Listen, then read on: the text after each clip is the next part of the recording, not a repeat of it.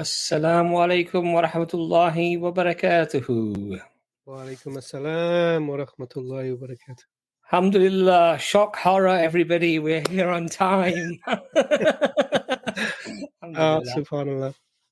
All right, brothers. How are you, Abbas? You okay? Alhamdulillah, I'm absolutely fine, mashallah. You've got a darker shade of blue, I have a lighter shade of blue. There's a bit of blue on your back there. My green screen is clearly blue as well. Looks like it's a blue day today, subhanallah. Alhamdulillah. Alhamdulillah. Okay, brothers and sisters, obviously, I'm sure you all know the routine now. This is Dawah Clinic, episode 32, alhamdulillah. And it's a Muslim stream for people who have questions in relation to giving dawah. Maybe they've come across a certain question and they wanted to find out what the best way to address that question would be. And so this is what the Dawah Clinic is about. It's about how to give dawah, how can you improve your dawah, and what possible stumbling blocks you might be going through. And then we'll try to, inshallah ta'ala, help you with those questions. If you are non-Muslim, we do make an exception for non-Muslims on this stream. If you are about to take your shahada or would like to take your shahada, give your testimony of faith, then of course we will prioritize that above everything else because that is the most important thing. So if you are sitting on the fence and you've just got a couple of niggly questions that perhaps you'd like just to be addressed before you take that last step, then inshallah ta'ala, this is the place to do it. Otherwise, it's a stream for Muslims. We should have the link at the bottom of the video on the live stream on YouTube. We will put it in the chat as well. As I keep saying every time, it's probably one of the most popular streams, if not the most popular stream that we have. And as a consequence, we seldomly get through everybody at the end of the stream. Now, I've promised Dr. Imran that we're going to end the stream today at 11:30 because some of us have early starts in the morning, as probably does Brother Anis. So we've started on time purposely, alhamdulillah, and we've managed to. So we're going to do a 3-hour stream, and that means that should take us up to 11:30, inshallah. So if you do have any dawah-related questions, please do come forward and bring those to us. So, Doctor, I was recently talking to, mashallah, a sister who resides in Medina, and she wanted to basically find out, how to give dawah and how to support our Palestinian brothers and sisters more. And I think, mashallah, one of the things that sort of struck me is that we're very lucky in England that actually we're really free to go out publicly and express our views, express our contempt really for the massacre that's going on, without really any sort of reprisals. I mean, I know there are some legal issues, and I know that there is there's no doubt there is curtailing of free speech. We're not going to say it's all free. Clearly, it's not. I mean, our own videos are a testimony to that. I think they keep shadow banning our videos and preventing some of them from going. Well, they did go viral, and they suddenly just stopped. So it's obvious what's happening there. But Doctor, we're quite lucky, aren't we, in this country, mashallah, that we are allowed to air our views. We are allowed to, mashallah, have social media accounts where we can be quite critical of the government, quite critical of policy, quite critical of the press, in fact. You have to answer one question first, though. Do you condemn Hamas? Subhanallah. Yeah, exactly. If you answer that question, then you're free Yes. to have any conversation you want. But Yes, until you of answer that course. question, no other questions are allowed. Yes, you have to qualify your own humanity first before we can move forward, Subhanallah. because we're suspicious you might be one of them. You might be one of those. Subhanallah. Yeah. Yeah. Unbelievable sort of rhetoric, isn't it? Yeah. Absolutely. So there is a lot. There is always pressure on every institution. Unfortunately, at the moment, wherever you are in the world, some is worse than others. I mean, I'm surprised even places like Pakistan, they're not allowing you to protest about Palestine. It's just my mind boggles. Unbelievable, isn't it? But may Allah guide the rulers wherever they may be, inshallah. I mean, but really, yes, we are blessed that here there's more flexibility. We can openly discuss these things, and that's a positive thing, and we should use that. So, what was your advice to the sister, brother? So I said, obviously, take into consideration legal constraints and restraints. Don't get yourself into unnecessary trouble, or your family, obviously. But I said, look, clearly she was an educated lady, mashallah, and quite very articulate, very well spoken. And I said, do whatever is in your power to do. If that means sharing content, then just keep sharing content. If that means adding to the content by clipping videos, if you're able to easily do that, and commenting on those videos, speaking out and doing that, then by all means, do that. Just do it in whatever capacity you feel comfortable and whatever you feel you're able to do. But there are lots of different avenues, clearly, that a person can sort of support, people's freedoms and obviously people's rights, and speak out against tyranny. And I've said it obviously here as well, that if you're not confident perhaps to have those conversations, then just share the content. Share if you find a really, really good video on the topic, very informative, and share it and allow others to access it as well. And that could be an easy thing to do. You don't have to necessarily come up with any novel material yourself, but there's lots of possibilities out there, lots of things that you can do. And she, mashallah, I think she will do wonderful things, inshallah ta'ala. Alhamdulillah, Allah bless her and guide her, inshallah. I mean, make things easy for her, inshallah. So it's good to be concerned, and that's your concern is a sign of your faith, and do whatever is in your capacity, within your capacity, to make whatever difference you can. But the key is to call people towards La ilaha illallah. So if you can do that, then ultimately that's the ultimate benefit that you're going to give the individual you're interacting with. Alhamdulillah. Okay, so we've got one of our favorite mashallah guests, Sister Tina. We're going to get you on straight away, Sister Tina, because we don't like to keep Latino people waiting. We know that they're very fiery, so we don't want to get told off. So Sister Tina, assalamu alaikum. Walaikum salam wa rahmatullahi wa barakatuh. I was actually worried maybe I shouldn't go in yet because they were talking about something important, and I was like, maybe I'll wait, but I said, they'll finish and then they'll put me on. Sister, everything you ask here is important as well. So alhamdulillah, please go ahead. No, I really appreciate all your help, guys, because sometimes it feels overwhelming for me. I feel alone, like a drop of water in a desert where it's so dry, and I'm like, this drop of water is gonna help, but I guess I'm too little. Okay, so I have a brand new question for you guys. Okay. Because apparently even Muslims need dawah these days. So I'm actually having a question about how to encourage Muslims to be better Muslims, because I recently spoke to a Muslim that is not practicing, is not praying or anything. And I'm not better than them. I'm trying, but I also don't pray all the 5 prayers every single day. So I'm constantly having to make them up, but they're not even trying. So I was advising them, nicely. I mean, because, we have to encourage each other to be better, to become better Muslims, because none of us are perfect, and we all need all the help we can get. So when I said that to this Muslim, this non-practicing Muslim, they said, I don't need religion or God to be a good person or to do the right thing. And this person screamed at me when they said that. I was kind of taken aback by that, and I had no idea how to respond to that. So how would you guys talk to a Muslim who doesn't really want to practice, and you want to encourage them to become better? Because it's required. Prayer is required. but they don't see it as a priority for some reason. It's a great question, mashallah, and it's a very pertinent question. Actually, it's something that is, without a shadow of a doubt, is very much needed. Alhamdulillah, sister, what it is often there's sort of a psychology to these things, not necessarily a rationality, because you'll find lots of people who say, and they actually do, they believe in Allah subhanahu wa ta'ala. And they do believe that Islam is true. They do believe that the Prophet, peace be upon him, is the Prophet of Allah. So I'm talking about those people. I'm not talking about the people who've literally apostated and they don't believe it and they don't accept it at all. And you will find that many, even amongst those people who profess this and actually believe this, they end up falling into these type of traps. And I call them traps, really. Whereby they start making statements that they feel are rational, they feel are reasonable, but actually are completely illogical or irrational.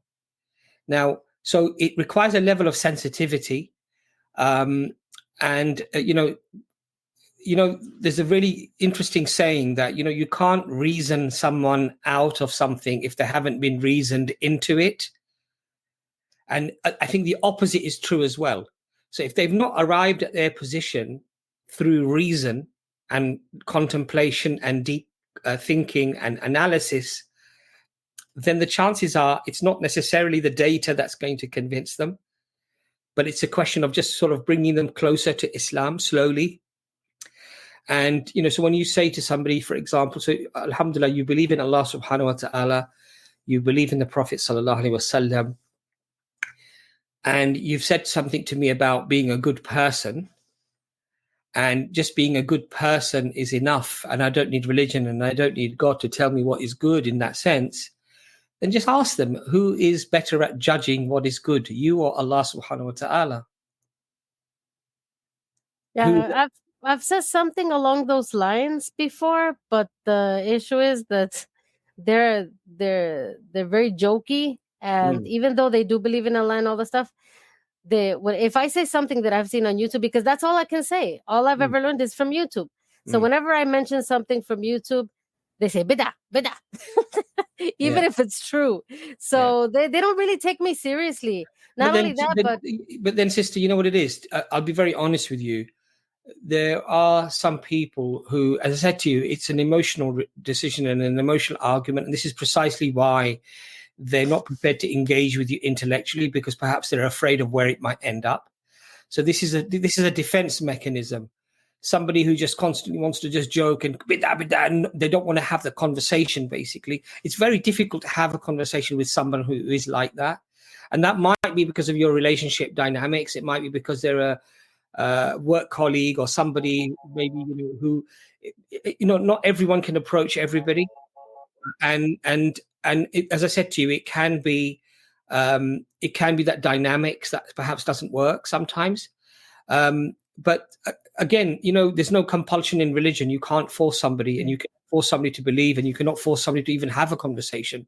This is why, a lot of brothers might get upset with me, but I find that sisters generally, I'm talking about non-Muslim sisters as well, are generally, when I've had discussions with them at Speaker's Corner, even where I would say it's more of a hostile, or can be a more hostile environment, I find the women generally are far more reasonable when it comes to actually listening to an argument and internalizing the argument and really analyzing the argument and having that conversation. I find women are a lot more mature when it comes to these things. Men can be a lot more stubborn. They can be a lot more, I would say, even irrational when it comes to these type of discussions. And stubbornness and arrogance is something I think is perhaps more, I find, with men when it comes to these discussions. And that might actually reflect upon the fact that in England, 72% of the converts that are coming into Islam are women. So I think that might be a reflection on that as well. But I would say, I would say to you that it is not possible to have a conversation with everybody. And I would say that for some people, You can try, but if literally they don't want to have that conversation with you, I think you can't really force them upon them. And maybe the best thing then to do is just be the best version of Islam, best version of a Muslimah that you can be, which I hope, inshallah ta'ala, will have some effect on that individual, or suggest a video, or suggest a book, or suggest a... Oh, that's the last thing I can do, because if this person sees a beard, he immediately shuts down. There's no way. He doesn't like beards. He doesn't like people telling him what to do or anything. Why don't like you that. invite him onto this show on Doubtbusters? Yeah, we'll have a nice conversation with him. Oh, he has no doubts about Islam. He's a believer, all right. He's not an atheist or an agnostic. He's a believer. He believes in Allah. He believes in the Prophet, but he just doesn't believe in hadith or anything like that. Yeah. He thinks that, maybe this is true, maybe this is not, where I put my faith in something that I'm not sure about. And he feels very super confident in his own ideas. Is he an educated fellow? Is he quite educated? He has education, but not in Islam, I don't think. No, I'm saying academically, though. Is he quite educated? Academically, yes. Okay. So, whatever subject he's studied, whether it's economics, whether it's statistics, whether it's mathematics or whatever, okay, to really find out about the core message, teachings, processes, procedures, and the ways of doing it, you have to study and you have to implement those things, right? If you just study, or it's true, economics, this seems like it's very good, it works, it's a model, but then you don't implement any of that. Are you going to be a good economist? If you study psychology and you find out that these processes seem to work, but then you don't implement any of those processes in your work as a psychologist, would you be a good psychologist? And the answer to that obviously is no. So how can you then be a Muslim who knows about his religion, has learned about his religion, yet doesn't implement any of his religion into his life, and just makes it up as he goes along? How is that possible? Sometimes I think I know more about Islam than he does. He was born and raised in the religion, supposedly. Yeah, and I can believe that. The sad truth is that unfortunately is the case. But I'll let Dr. Imran come in there and shed some more pearls of wisdom. He tends to be a lot better at me than this, and especially on the psychological front. Dr. Imran, please. Alhamdulillah, I think you've said it all, really. I think so. It sounds like, because you're describing as someone who denies hadith. Sort of, yeah. And I think that's probably where this stems from.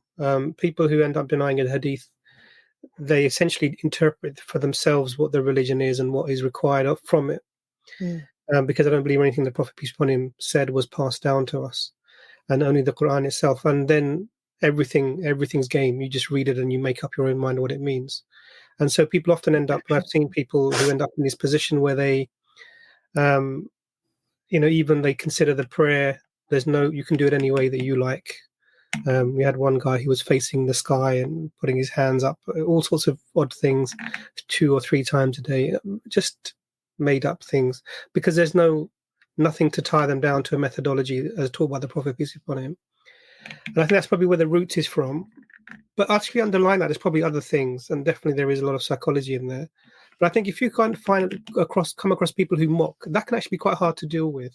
People are always joking, because if they don't take things seriously, then you being serious with them doesn't really help, because they will also mock you and they will step away. And I think Brother Abbas's advice about becoming your conduct becoming the dawah.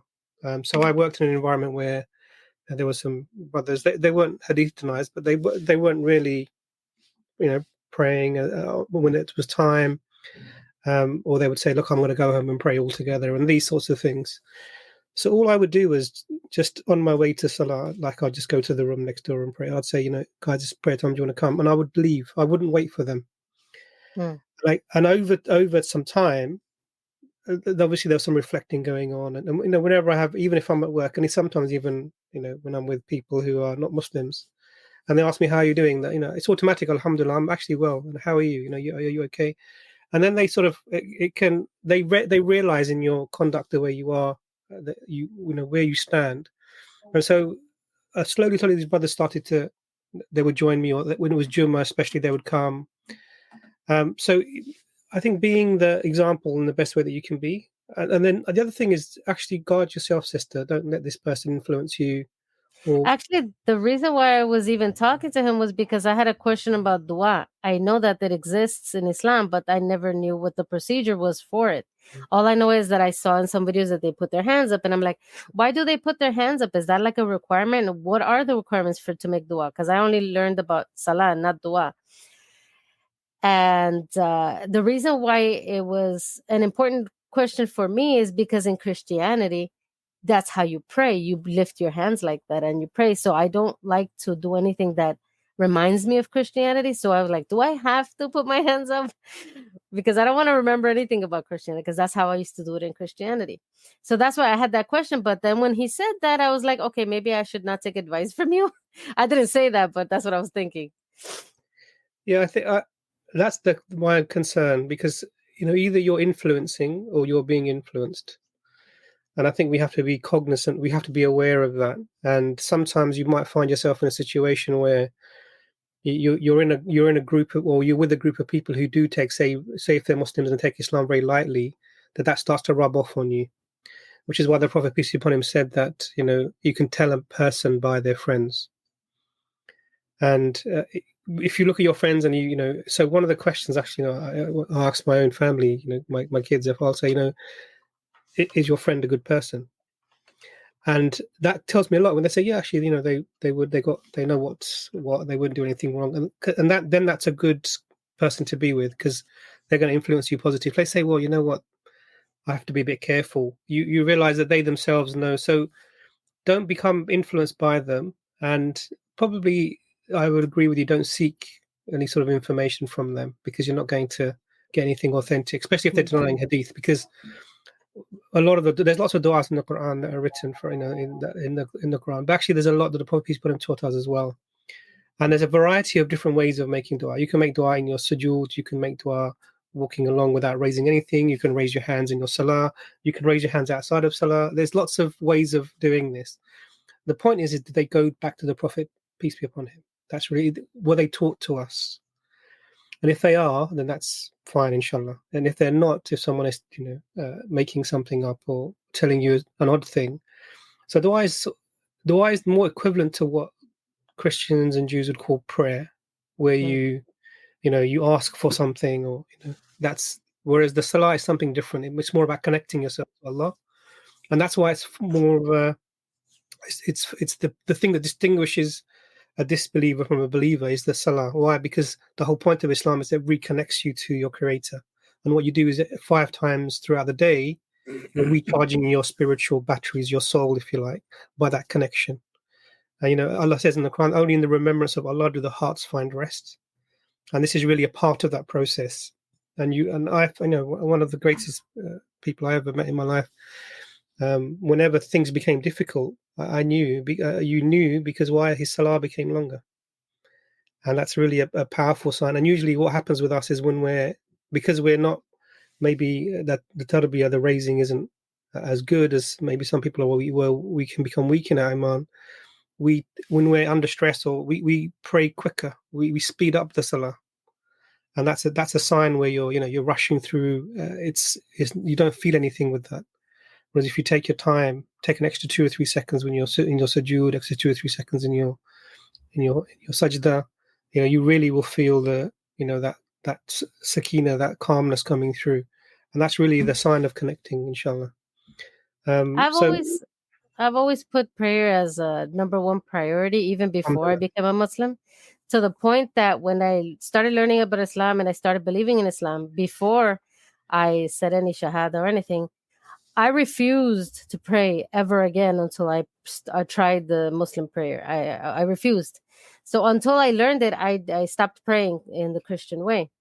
And then when I started praying in Islam after the shahada and all that,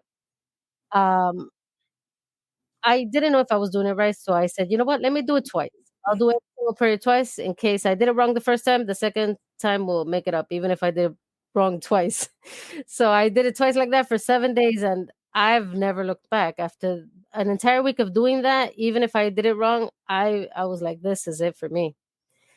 And so because the prayer is so important, when I first came to ask you guys questions that first time, I didn't know if I was a Muslim or not because I wasn't praying the 5 prayers. So I thought maybe I'm not considered, even if I said the Shahada, I'm not considered a Muslim if I'm not praying.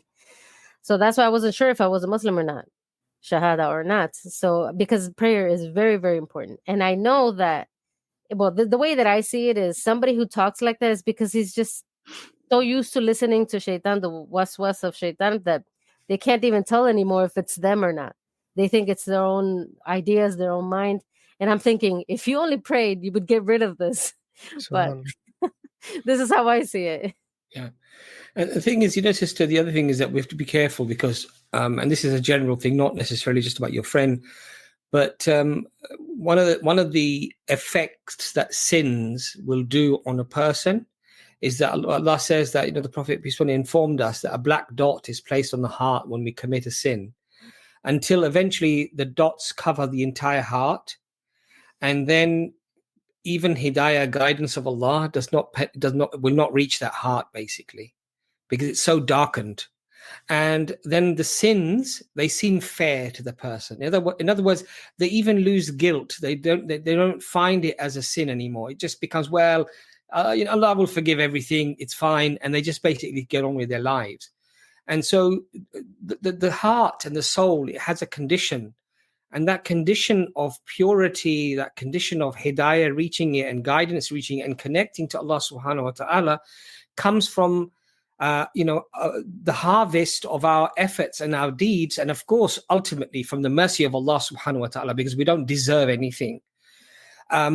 But when we lose that connection, when we stop praying, when we stop speaking with kindness, when we we lie, we cheat, we do all of these things, we eat haram, for example, we consume haram income or haram food, all of these things darken the heart and basically then make sins. And astaghfirullah, one of the great sins in Islam is actually mocking. So this form of mockery whereby people say, bidah, bidah, bidah, they close their ears. They don't want to even hear the message anymore. And this happens to non-Muslims as well, where they don't even want to have the conversation. They literally close their ears.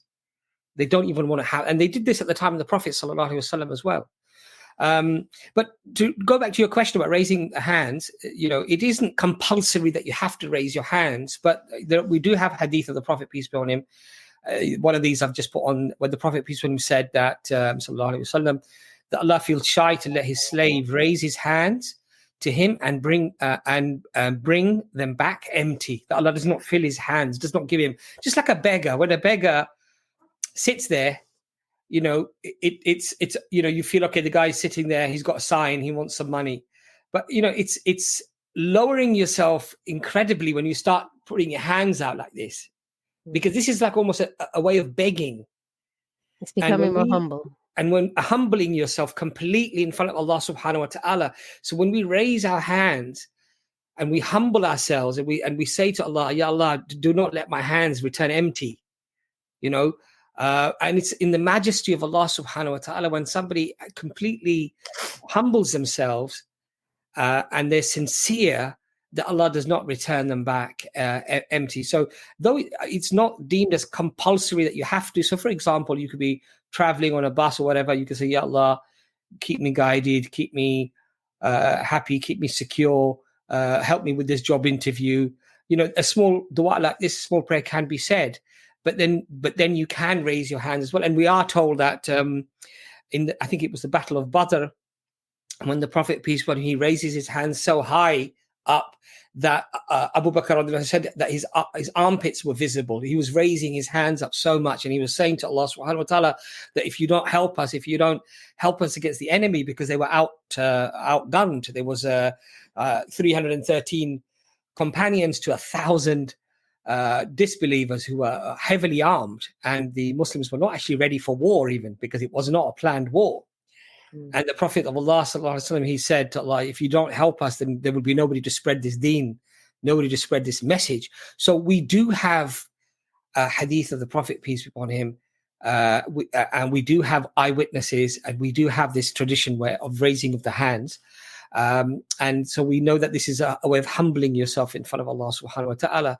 But Dr. Imran Mashallah has given very good advice as well. Sometimes don't try to force the issue, because if somebody's really not there, they're not even prepared to hear, they're not prepared to listen, it's better not to necessarily, it's like flogging a dead horse, right? What ends up happening is that you actually end up turning the person away. There comes a certain point where you actually start turning the person away, because, and not only that, but this is something very careful to remain very careful about, Sister Tina. And this is a message to all my brothers and sisters.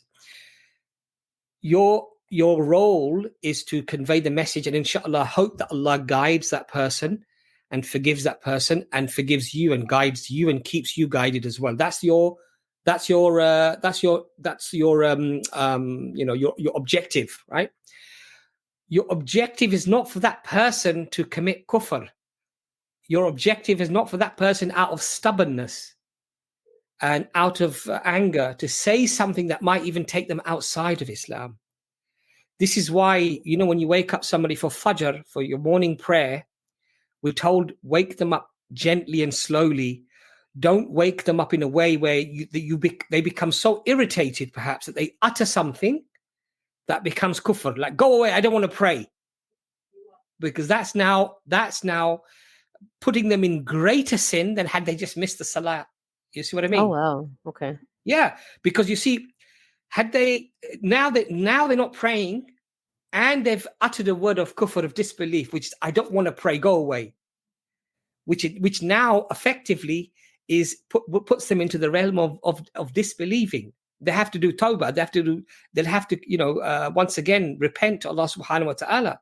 So then if they were to tell you, don't ever wake me up, so that you would stop waking them up? So that obviously you have to use in Islam, we have something beautiful called hikmah. Use your hikmah. Hikmah means, and there's many different types of interpretation, but I like this one. So it seems to resonate with me, and I seem to understand it better, is that your action is placed for the best outcome. So you plan an action to attain the best outcome. That's called hikmah. You could say reasoning. You could say applying your best approach. And so in Islam, we always use your hikmah. So if there is somebody, for example, who is foul-mouthed and they literally rebuke and retort every time you wake them up, then you're probably right. It's probably better to let them get on with it with an alarm clock or whatever and just pray for them, inshallah, right? But if it's just out of fear that, if I wake them up badly, they might say something bad, then you wake them up gently. You use your hikmah. You use your best action to get the best outcome. That does not mean to say that you follow either extreme, because, there's no need to never wake them up. And of course, the other extreme is to wake them up in a very harsh way, right? So it's all about applying an element of restraint, and also how best can I say this? How best can I do this to try to get the best outcome? This is why, sister, when, for example, somebody comes to us on the dawah stall and, they're shouting or they're screaming. I'll give you a very quick story, and I'm sorry if I'm boring everybody here. Oh, sorry. no way. So there was an English lady who came to a dawah stall here in the UK. Not one of our dawah stalls, but one of the dawah stalls here. And whilst the brother was giving her dawah, she spat on his face. Yeesh. She spat on his face, right? And the brother smiled. He took out a tissue and he gave it to her to wipe her mouth. And he took a tissue and he wiped himself. And in an anger, she left. You won't believe the result of that. Not only did she accept Islam, subhanallah, she came back and married the guy. No way. They got married, subhanallah, right? Because this, and now why did this happen? Because Allah subhanahu wa ta'ala has told us in the Quran, repel something that's bad or evil with that which is better. And it might be that your enemy becomes your closest friend. Because there is one thing that's incredibly powerful. And that doesn't mean to say, by the way, let me just put a caveat here. It doesn't mean if somebody's violently attacking you or something that we just throw roses, and we're not saying that. Of course, you have to defend yourself. We're not saying that. Islam is not about being a pushover. Islam is not about being a coward either, by the way, right? But Islam is also using hikmah. What's the best action here to get the best outcome? Now, can you imagine legally, he could have probably pushed her. He could have possibly even struck her, because it's an assault. When you spit on somebody, that's considered to be assault. He could have pushed, he could have been violent back to her. And the chances are that perhaps, that would have been a cause for her to hate Islam even more, or hate Muslims even more. But he used his hikmah. He said, look, I'm giving dawah here. She's done a horrible thing to me, but I'm going to repel that with that which is better, as Allah has instructed me. What was the result? The result was, not only does she accept Islam, but she actually married the guy. So what I say to a lot of single Muslims out there, let the sister sit on your face, let the sister, and you might get married faster. My goodness. Well, that's not commonplace, obviously, but those things can happen. Yes. But my point to you, sister, is that, the other thing is, and I like this, recently I was reading something, is that, and perhaps we Muslims need to think about that as well, be kind to yourself as well. In other words, remember that hidayah and guidance comes from Allah subhanahu wa ta'ala. Your role is only to give the message, and then we rely on Allah subhanahu wa ta'ala, and we rely on the pleasure of Allah and the forgiveness of Allah by doing these actions of giving dawah to people. They accept or they don't accept. I understand it can be upsetting, because of course you want good for people just as you want good for yourself. I fully understand that. But don't bash yourself that I'm doing something wrong or I'm not doing it right. That's why I'm not getting through. Because remember, the Prophet, peace be upon him, everybody around the Prophet, peace be upon him, did not accept Islam.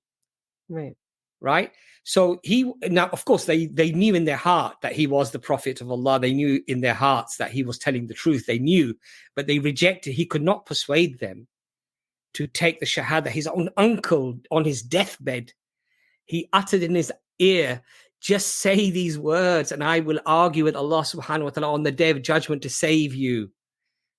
And then his uncle comes and he whispers and he says, will you, as his lips were opening, will you deny the religion of your forefathers, And he closed his lips and he died. The Prophet of Allah subhanahu wa ta'ala, Allah subhanahu wa ta'ala, he could not persuade his own uncle to give the shahada. So who are we?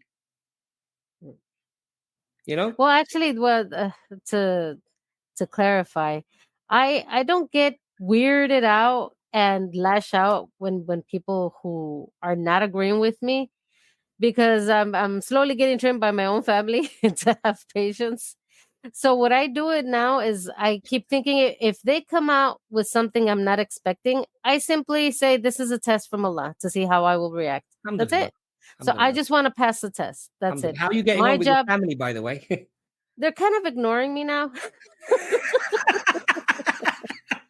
The last thing I did was I was seeing a video where this one guy was interviewing Noman Ali Khan, and about his journey and all that. And because Noman Ali Khan reminds me so much of one of my brothers, and not only in the physical, but also in the way that he expresses himself, I said, you know what? This guy has always reminded me of you. Why don't you check out this video and stuff? Because he was also an atheist for some time, my brother. But I sent it because I have a group chat with all my family, with all my siblings. So I sent it to the entire group chat, not just him, so that anybody can benefit from it. That group chat went silent the entire rest of the day. Nobody even uttered a single comment. So I didn't push the subject. I was like, if they want to watch it, they can watch it. Yeah. But like I was saying, have you tried that? Obviously, just having a barbecue or something like that, and maybe introducing a few Middle Eastern dishes like baklava or something like that. I don't know. And just keep it very light, not religious at all. Have you tried things like that? Or I suppose you do that anyway, but I do that anyway, but I don't have time lately. I haven't had time lately to spend too much time with my families, especially considering that most of my siblings have moved away to other states. Right. So it's like I haven't had a get together for like 2 years now. Okay. But yeah, when I would get together with them, and especially during any phone conversation, I always throw something, sometimes comments here, comments there. Whether they take it or not, it's their business, obviously. But because you know what it is, sister? If your interaction with them is always with some angle of religion, it will get overwhelming and they'll probably back off. But if most of your interaction actually is having fun, having a meal, having a barbecue, just having a laugh, talking about when you were young, and just doing that with a small sprinkling of Deen, Islam here and there. Yeah, for example, even if it means, guys, we have had a great laugh, just give me 5 minutes, I'm just going to go and pray.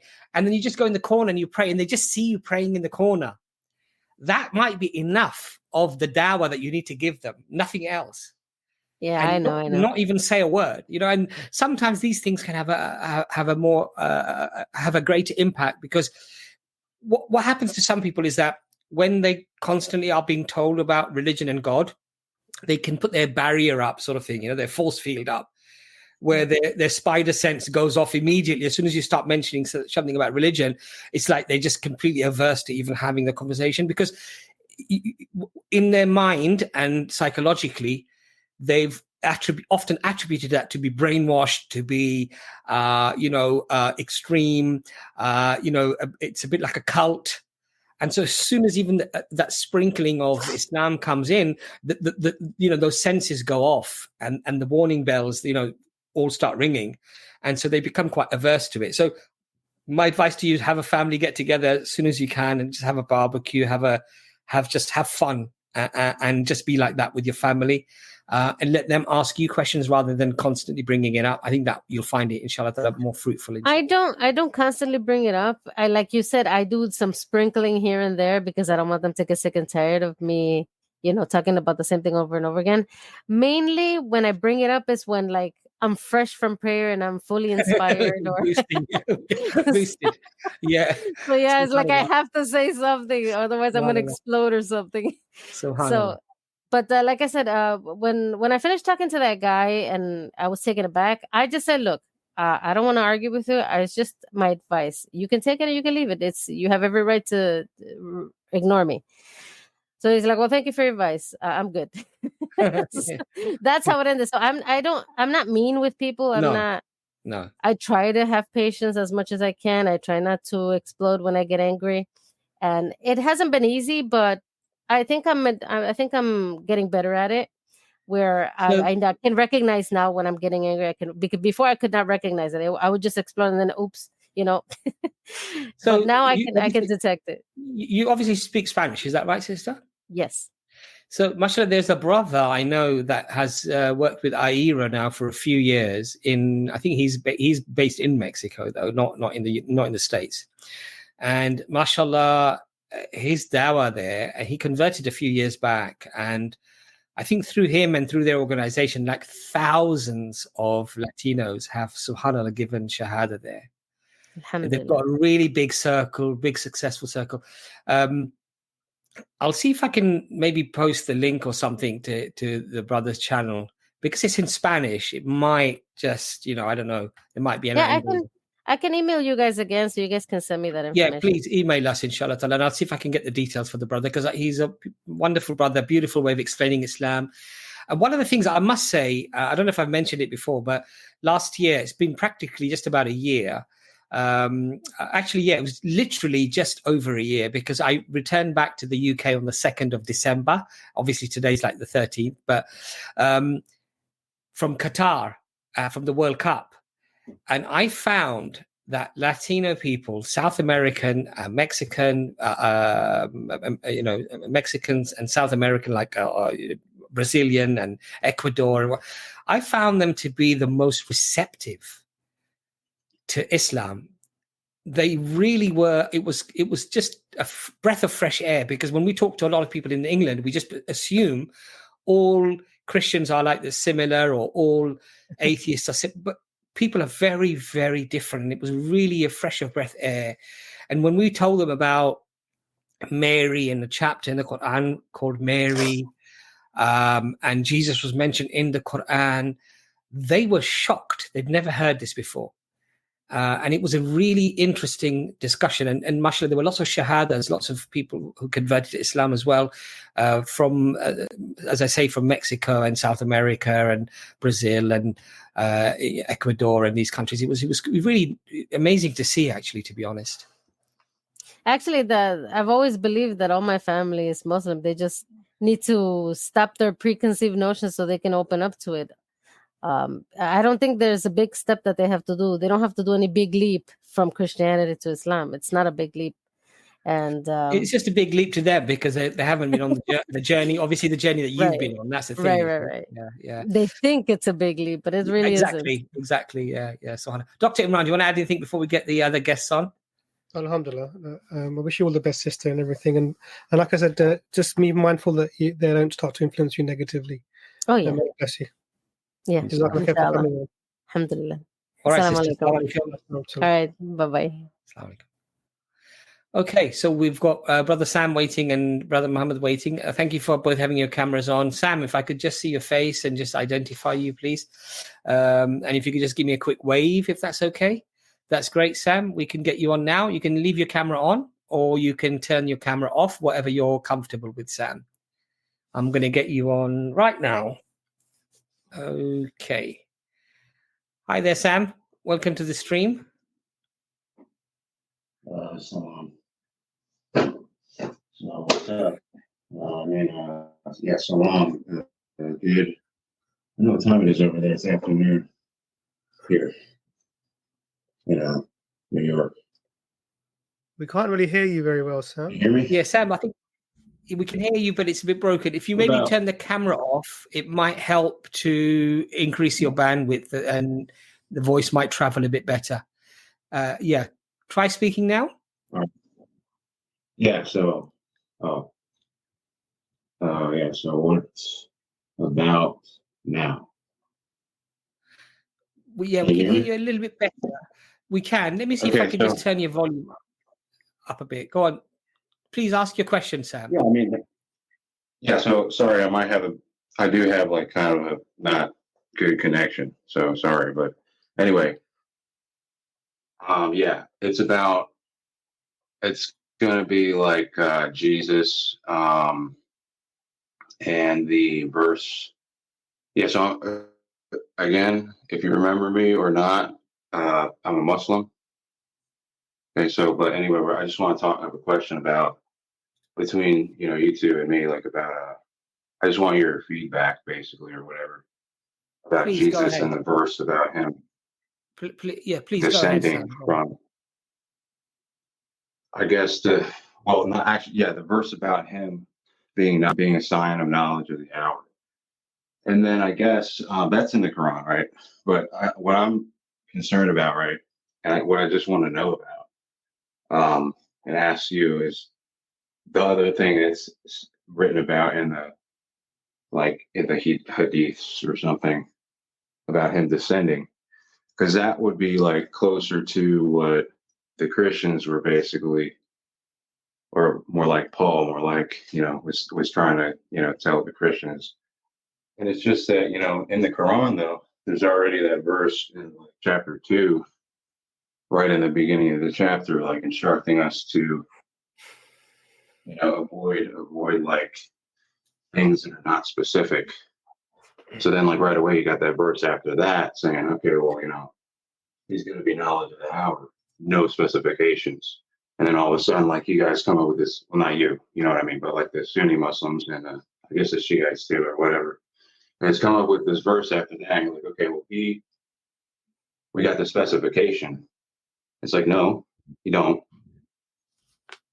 You're telling me he's going to come out of the sky and stuff. Like, you know what I mean, though? It's not you. I was saying, no, they don't, is what I meant. So, yeah. You could just maybe. So, Sam, is your question? I would appreciate it. Is your question to do with when Jesus returns to the earth, he's going to descend down, and that seems very similar to what the Bible says. Is that your question? Is that right? And why is that? Is that what you're saying? Yes. Yeah, thanks. Yeah, that's it. Yeah. So there are many similarities. And then I gave my defense for it also. Like, Sam, what it is, Sam, there are many similarities that we will find about Moses, about Abraham, about Jesus, peace be upon all of them. In all of the scriptures, there are similar accounts, and there are obviously differences as well, right? Now, the similarity is because they all came from the same source, and we don't believe that everything in the Bible and everything in the Old Testament is made up and is lies. So where it basically agrees with what the Quran says and what the Hadith, what the Prophet, peace be upon him, explained, then we regard those passages to be preserved. We regard those passages to be accurate. And where it differs, where it goes against the Quran or it goes against the Hadith, we reject those, because of course we believe that the Quran is revelation from Allah subhanahu wa ta'ala, and we believe that the teachings on religion that came from the Prophet Muhammad, peace be upon him, did not come from himself, but were also given to him by Allah subhanahu wa ta'ala. So we follow those teachings as well. So does that sort of answer your question or not? So if you're actually in tune with me here, I got what you just said. Yeah, ears open the whole time, but you kind of just, you didn't say the right thing, because I already said basically. Sam, can I ask you, Sam, if you could, Sam, it's very difficult because I think for some reason the sound doesn't seem to be carrying. Well, what about now?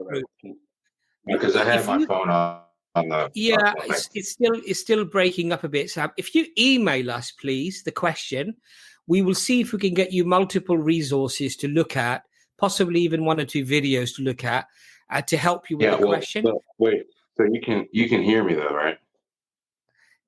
There's a bit of a lag, and the voice is breaking up a little bit, so it's a little bit difficult to really have. But it's okay though, because it's more like I want you to talk to me. That's what that point why the email wouldn't really be that good, because I'm just listening. Okay. If you want to help me with this. Yeah. Sam, the point here is it's hard to talk to you if you can't talk to us. Yeah. So I don't know. This is actually a stream about helping people with when they're giving dawah to others. I'm not sure that you fit into that. Well, that's what I'm saying, because I want to be able to give dawah. I understand. Just hear me out. It helps if you hear me out, because you seem to be talking about a topic related to rejecting hadith, and I think that if you're in that position, then you're going really against the. Can I please just it's not the hadith, it's part of the hadith, just like you reject part, and I too reject part of the Besora, which is the gospel, or the Injil. Besora in Hebrew. No. There's no Injil. The Bible is not the Injil. I mean, the gospel. Okay, sorry, just bear with me. I just may have said the wrong thing, but the gospel. Okay, the New Testament. That's the Besora in Hebrew. That's what they call it. So anyway, Sam, with all respect, whatever they call the Bible in whichever language is irrelevant. So what we'd suggest you do is you've got 2 options. Either you can email us, or if you come onto the open forum with a better mic connection, and we can have a discussion with you more specifically. I really appreciate your time today. Okay. Yeah. Okay. Salam. Salam. Thanks, Sam, for coming on, and my apologies for not being able to have you on longer. It's just that the sound's really bad, but thanks for coming on, Sam. Salam alaikum. Okay, so we're going to try to get Brother Muhammad on. Brother Muhammad, if you could just give us a quick thumbs up. Lovely. We can get you on now, brother. You can either leave your camera on or you can turn it off, inshallah, as you are, however you're comfortable. Brother Muhammad, welcome to the stream. Yeah, thank you for having me here. Assalamu alaikum, everybody. Assalamu alaikum, brothers. May Allah reward you. Yes. Well, I've been watching a lot of live videos and live streams, and some ideas. Some of these questions that people are asking actually, really, I don't know, ludicrous. They're not asking for knowledge, to know anything, to understand. They just come here to I don't know. outsmart you guys, making themselves look smart. I don't know. Anyway, what about question and comment, and we can exchange. Inshallah. What do you guys feel like? Did you actually come with a question I regarding had, yeah, dawah? Actually, I don't do dawah. Okay. I am here to I don't know to give you I have questions that I know these are difficult, and heard them in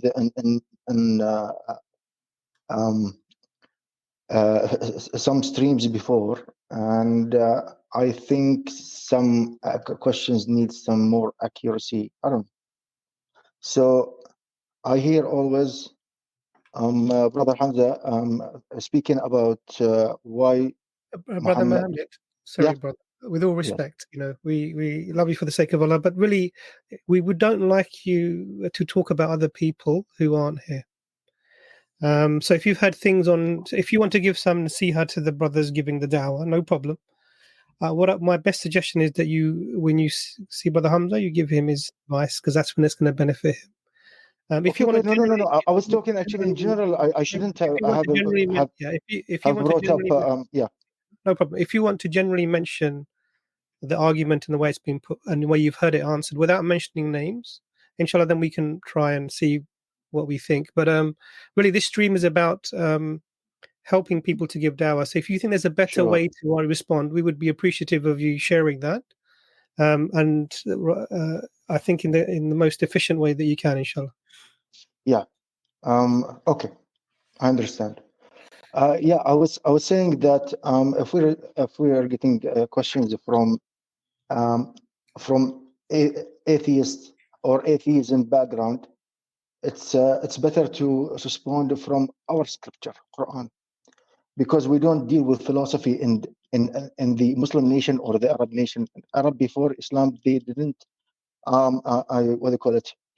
Dealt with philosophy. Philosophy is not our thing as a nation. We only have a transmission. We have a pristine transmission and accurate, reliable transmission from the previous generation. This is our strong point. I think this is my opinion. We should stick to it. So I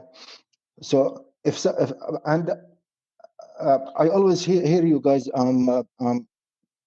receiving questions about atheism, about why Islam is true from, and the question coming from an atheist, from atheists. I would respond directly from the Quran, and of course I would say if I'll give you a parable. I have a parable in my mind. Let's say that if someone asks why Islam is truth, I would answer in this way. I would say let's give example. Let's take a parable. If you say that you went to bed and you slept, then you opened your eyes and you found yourself on a train, and this is actually a parable coming from Ali ibn Abi Talib, but we'll put what they call it, a modern touch to it, and we'll make it more appealing. So it's not my idea. So if you find yourself on a train, and this is actually a common parable, I never heard this from you guys, but it's really common in here in Arabic. What do you call it? Just 1 second, sorry, brother. Brother, I really appreciate what you're saying and doing. I think if you want to give us advice directly, because just simply for the fact that other people are waiting, who actually have questions that we can maybe help them with, maybe why don't you send us this in an email so that we can understand the argument about the waking up on a train, etc. I will. We've used many times. You said that you don't do dawah, is that right? Yes. Okay, so what I would suggest is it's very difficult to understand the situation of someone giving dawah, interacting with the person in front of them, if you're not doing that. It's like saying you know how to drive a car when you've never been in a car, because you've seen it on TV or something. So I appreciate your advice. send us an email. What we'll do, brother, is we'll read it. We'll respond to you. You can give us all the arguments you've come across that you think are effective. Inshallah, we will take that on board and we will improve ourselves, because we all need to be improved. So Jazakallah khair, brother, for your... Sure, thank you very much. Also, Brother Muhammad, just a quick one. You know, I and just this is for the viewers as well. I know that there is there's a little bit of friction of using too much philosophy and not enough Quran and Sunnah. I acknowledge that, and I do understand that. We have to understand where this came from, because in history, some people became over-reliant on philosophical arguments, and they did not present the Quran and the Sunnah as the let's say the bulk of the discussion or the importance that it actually deserved. So I do understand where you're coming from, but even the example that you've given about being on a train and thinking about where I've come from and where am I going, this is a form of philosophical argument. It is. But it's coming. It's coming from tradition. It's coming from all the way from the first generation of companions. No, what I'm saying to you, brother, what I'm saying to you, even in the Quran, when Allah says, for example, are you the creators of yourself? Did you create yourself? This is an argument of philosophy. This is a philosophical argument. It's a rhetorical question. It's asking you to think about the origins of where you've come from. Did this universe create itself, or are you the creators of yourselves? This is a philosophical argument.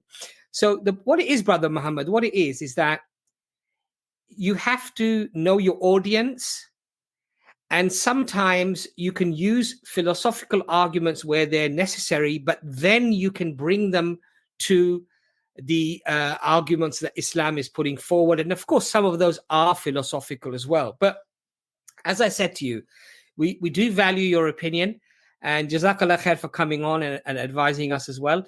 I think you're right that there can be an over-reliance on philosophy as well, and that Quran and Sunnah are definitely the primary source of dawah. We do accept that.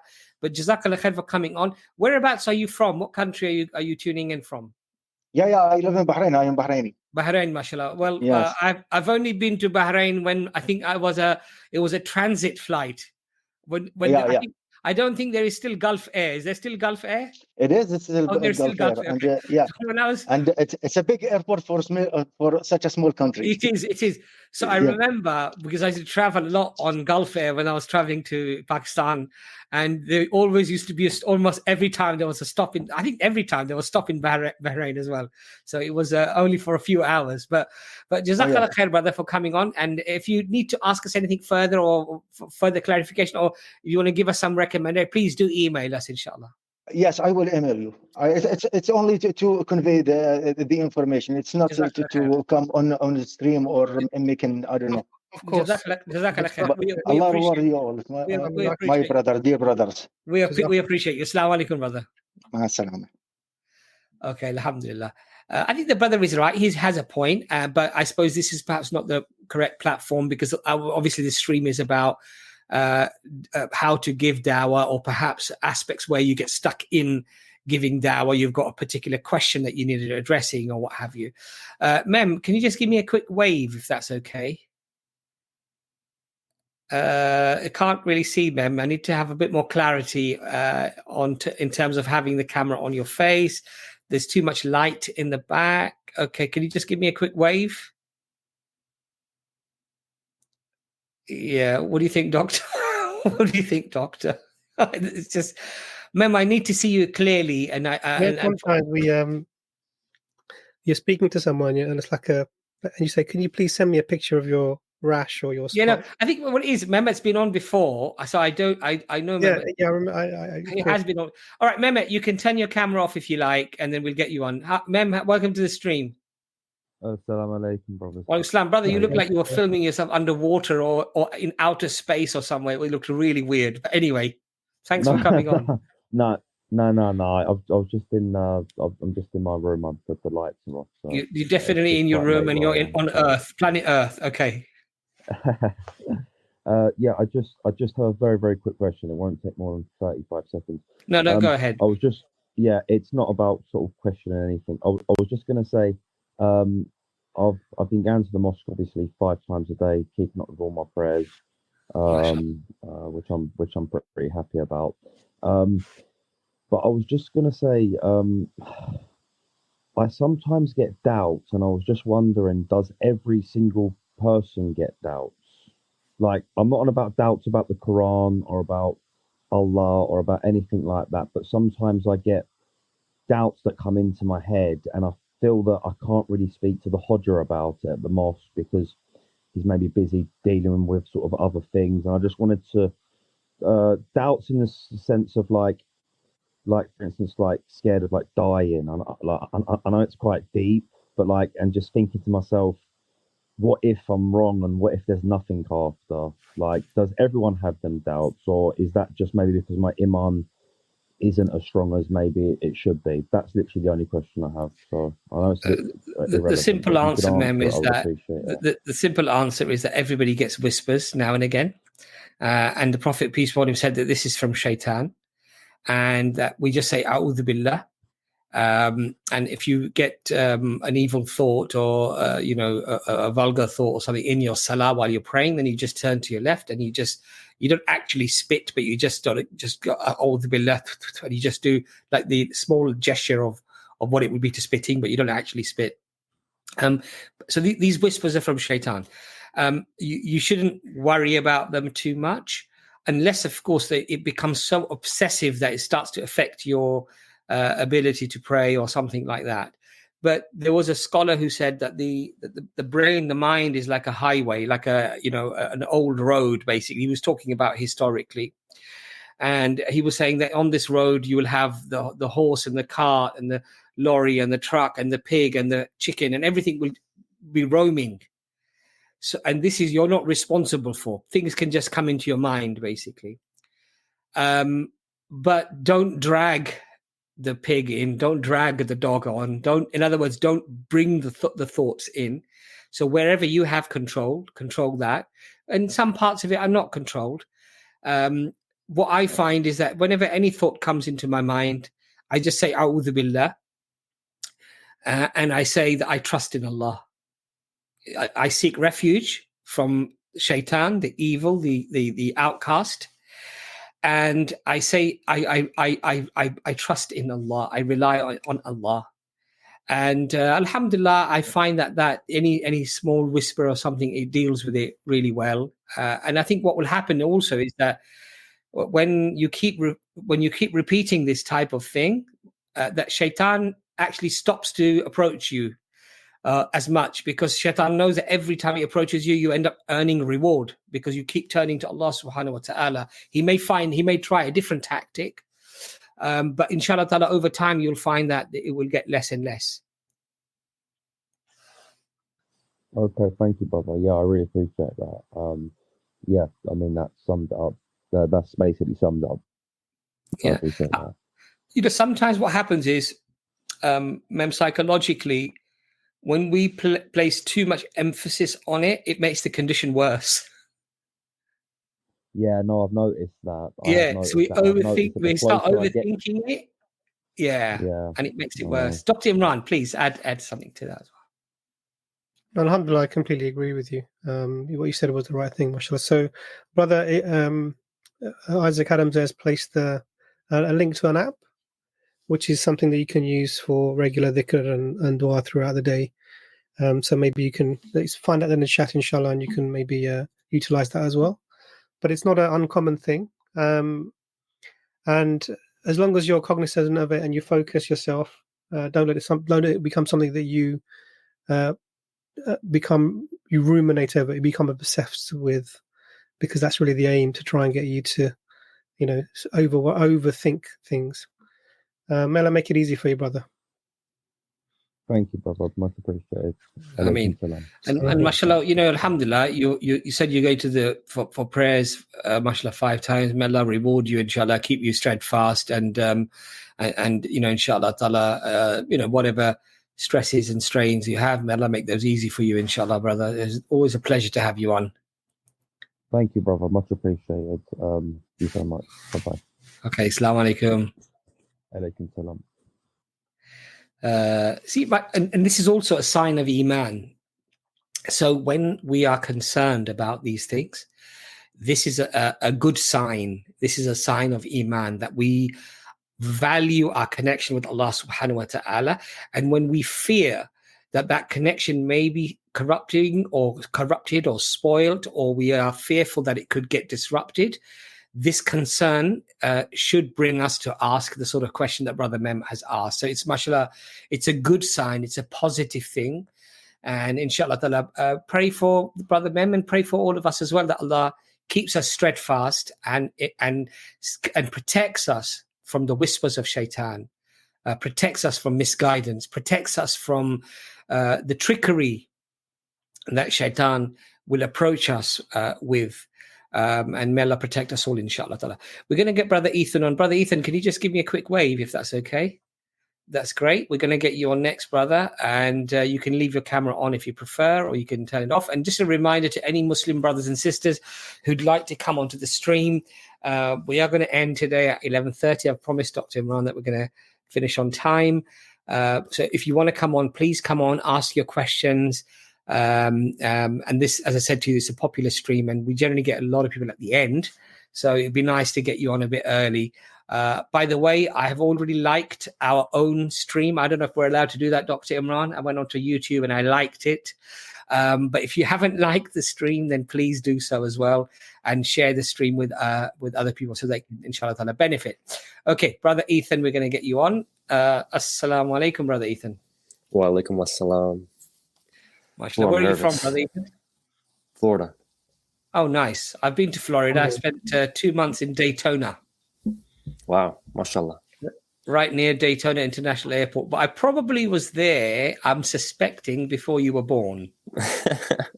Because I was there 30 years ago. Yeah, you're right about that. So it was before you were born. But Brother Ethan, welcome to the stream. Thank you. Have you converted to Islam, or you were born Muslim? Yes, I converted. MashaAllah. And how long ago was that? About 4 months ago, in August, I think.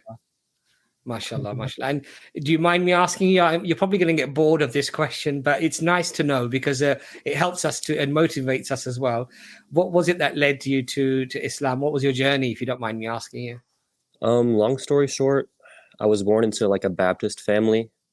And then I had questions when I was about 14, 15. And then I didn't really find the answers satisfying. I became agnostic for like 8 years. I don't think anybody can really be atheist, because you can't really disprove God's existence. So I would say I was agnostic. And then alhamdulillah, I started like researching Islam about 6 months ago, and then was able to answer all my questions. Alhamdulillah. And Brother Ethan, this is the one thing that I always also remind our Christian friends and people of all religions, really, is that the religion of Allah, the religion of God, should be one that answers those fundamental questions.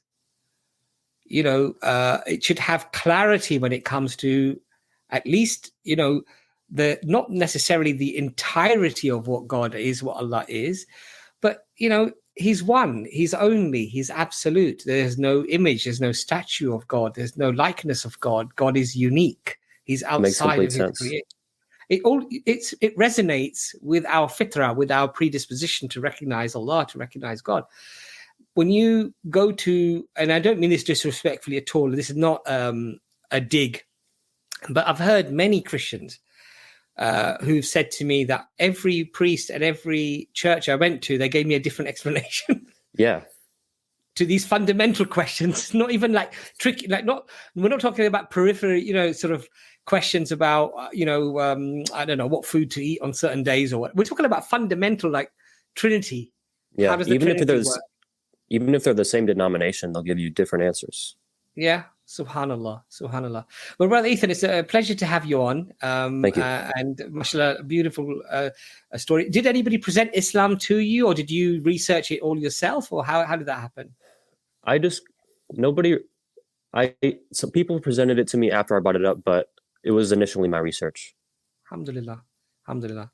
and that goes against the notion that a lot of people have, that people persuade people to become Muslims or whatever. But actually, you'll find that a lot of people have this journey really by themselves as well. Subhanallah. Brother Ethan, please go ahead and ask your question. Okay.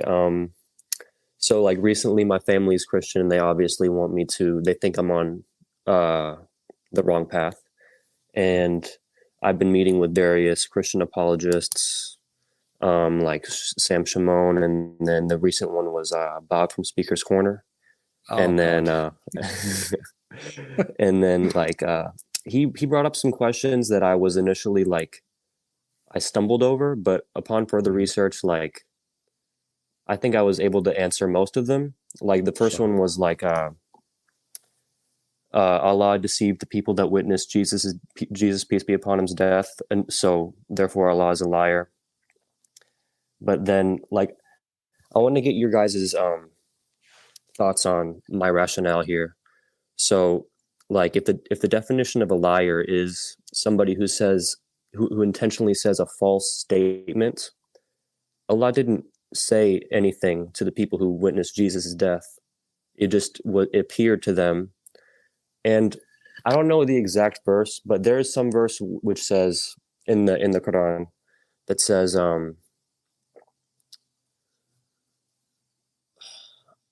Allah guides whom he wills, and those that are not on the straight path, why would Allah guide them, or something like that?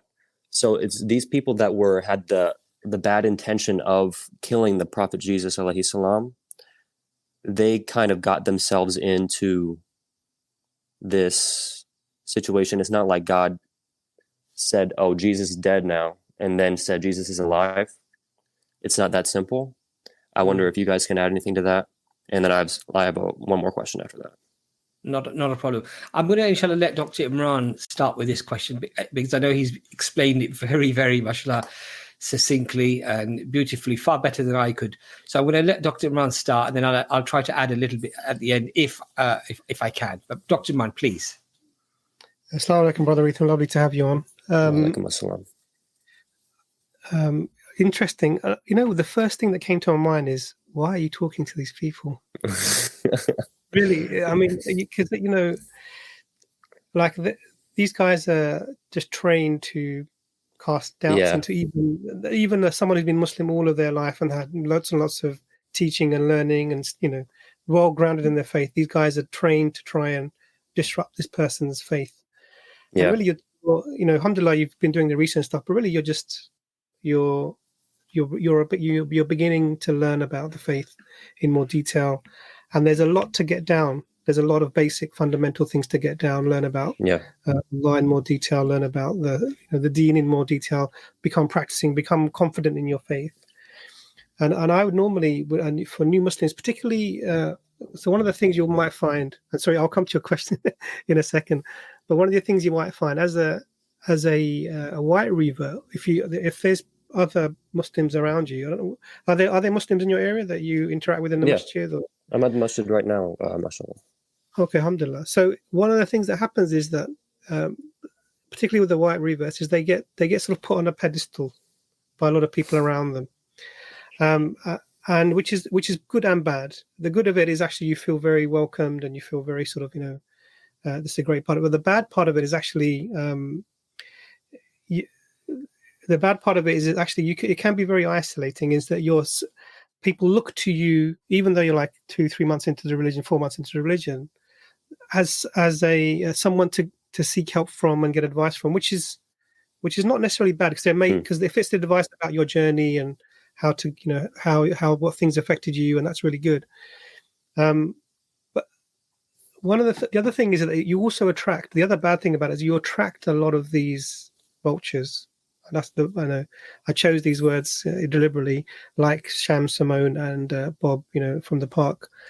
They're looking for people that who are in a position where maybe they could.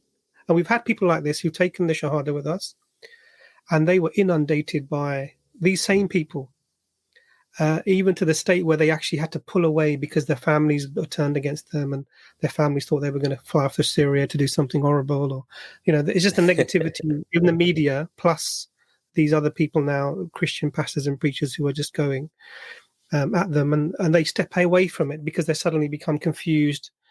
And we're finding sort of to a certain extent that this is what they're doing. They're throwing spanners in the works of something you've already established on a basic level. So my advice is really stay away from these guys. I mean, I'd say that not because there's no answers to what they can say. The questions are usually very easily answered, and I'll answer this deception one for you in a moment.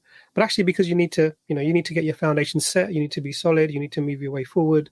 Yeah. So then you can and get some sort of regular. You're at the Alhamdulillah Masjid now, and go to a regular class that you can get all of the fundamentals really strong. Because ultimately, whatever a Christian says to you, nothing's going to make you think God is 3 in 1. Yeah. Nothing's going to make you think God can, God is a creature in the earth, or God can die, or God can't forgive sin because he has to have blood. None of these things are going to make sense to you. So what they're trying to do, all they're trying to do is to just disrupt your Islam. Like somehow, either they're going to malign the Prophet, peace be upon him, or they're going to make some odd statement about the theology of Islam. This is a classic one, God the deceiver. And so what I will do, let me just answer. So first, there's a conceptual thing. Just call Sheikh Uthman to take them away. That was a I've seen classic that video. That's another way of doing it. But I think so. I would deal with principles. So you say to them, okay, is the principle that if we don't believe that God deceived anybody, because Allah says in the Quran that Jesus wasn't killed nor crucified, but it appeared unto them so. It's that appeared unto them so is passive. It's not like Allah made them. And we know historically there were no witnesses to the crucifixion. The disciples, according to the Bible narrative, forsook him and fled. Of the 4 Gospels that we have, 2 of them are not from anyone who claims to be disciples of Jesus. And of those 2 ones that do claim to be disciples of Jesus, they're copying from a non-disciple. They copy from Mark. And so it's all very problematic. And people say, oh, no, there were 500 eyewitnesses. Well, we don't have any writing from them. So this just making this a claim of evidence. And everything else, Josephus, Tacitus, whoever we're talking about, they're just repeating what they've heard before. They're not actually witnesses to the event. This is all second-hand information. So actually, there's no first-hand eyewitness evidence of this at all. And if you look at even in the reaction in the New Testament of the disciples when they hear when Jesus appears in the upper room, for example, appears where? In the upper room. Okay. When he appears amongst them and they're shocked and hand me of the boiled fish and bread. He's asking them for food and feel my hands. And what's happened? What the point here is that they don't know what's happened, and they're shocked to see. They're not even expecting him to be returning. Peace be upon him. So none of this makes any sense. I mean, if Jesus has been with them for 3 years or 1 year, according to John, and he's been preaching that I'm going to die for your sins and I'm going to come back, and all of these things, and the only sign I'll give you is the sign of Jonah, then at least they're going to expect him to come back, right? Yeah. They're shocked. Okay. They're shocked to see him. They're surprised to see him. But so we don't believe that there was a deception at all. We just didn't believe it didn't happen. Just didn't happen. And probably the rumor was spread that this person was crucified, and then this rumor is something that became a prominent thing, and that's probably where it appeared onto them. So this rumor became a prevalent thing. But that's sort of go on. We wouldn't say that Allah made them believe that he died, of course right? Not. Okay. No, not at all. Absolutely not. That's the whole point that they want to do that. Now, the other interest. This is someone's put up the reference while they were they've taken the reference away. We can read that. So while they were still talking about this, Jesus stood amongst them and said to them, "Peace be with you." And they were startled and frightened, thinking they had saw a ghost, because they'd heard he died. Otherwise, you wouldn't be thinking you've seen a ghost. And he said to them, "Why are you troubled? Why do doubts rise in your mind? Look on my hands and feet, it is I myself. Touch me and see. A ghost does not have flesh and bones, as you see I have." So he's telling them, so they heard he had died. If they had witnessed it, they would not be surprised. If they were expecting him to return, they would not be surprised. But that's a sort of side point. Let me take you to a Bible verse. So there's a verse in Kings, 1 Kings. Let me find it for you very quickly. So let's have a principle. If there is deception, if God deceives, then you shouldn't believe in that God. That's the principle, right? Mm-hmm. That's what the principle they're coming with, isn't it? Yeah. So you agree that principle with them and then take them to this verse. Let me find it for you. So this is 1 Kings chapter 22, verse 22. That's easy to remember, isn't it? Let me just bring it up on the screen so you can. And this is just so that, not. I don't want you to be engaging with these guys, to be honest with you, but I'm just giving you for your own reference so you can understand that what they're bringing you is actually, it works against them. So let me just present this for you. Videos, share screen, window. Okay. So I don't know if you can read this. So let me just increase the size of this.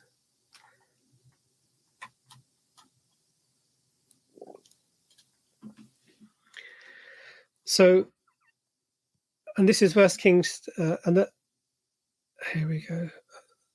The Lord said, and this is first start from verse 20. So 1 Kings 22, verse 20. And the Lord said, can you read that? Yeah. And the Lord said, who shall persuade Ahab that he may go up and fall at Ramoth-Gilead? And no one said on this manner, and another said on that manner. So they basically, no one responding to this question from the Lord. And the Lord here is God is speaking. And then there came forth a spirit who stood before the Lord and said, I will persuade him. And the Lord said to him, to the spirit, wherewith? And he said, I will go forth, and I will be a lying spirit in the mouth of all of his prophets. I've heard this. And he said, thou shalt persuade him and prevail also, and go forth and do so. Now listen to this. Therefore, behold, the Lord hath put a lying spirit in the mouth of all thy prophets, and the Lord hath spoken in evil concerning thee. Mm. So this is God asking who can go and deceive these people. And a spirit says, I can go and be a lying spirit.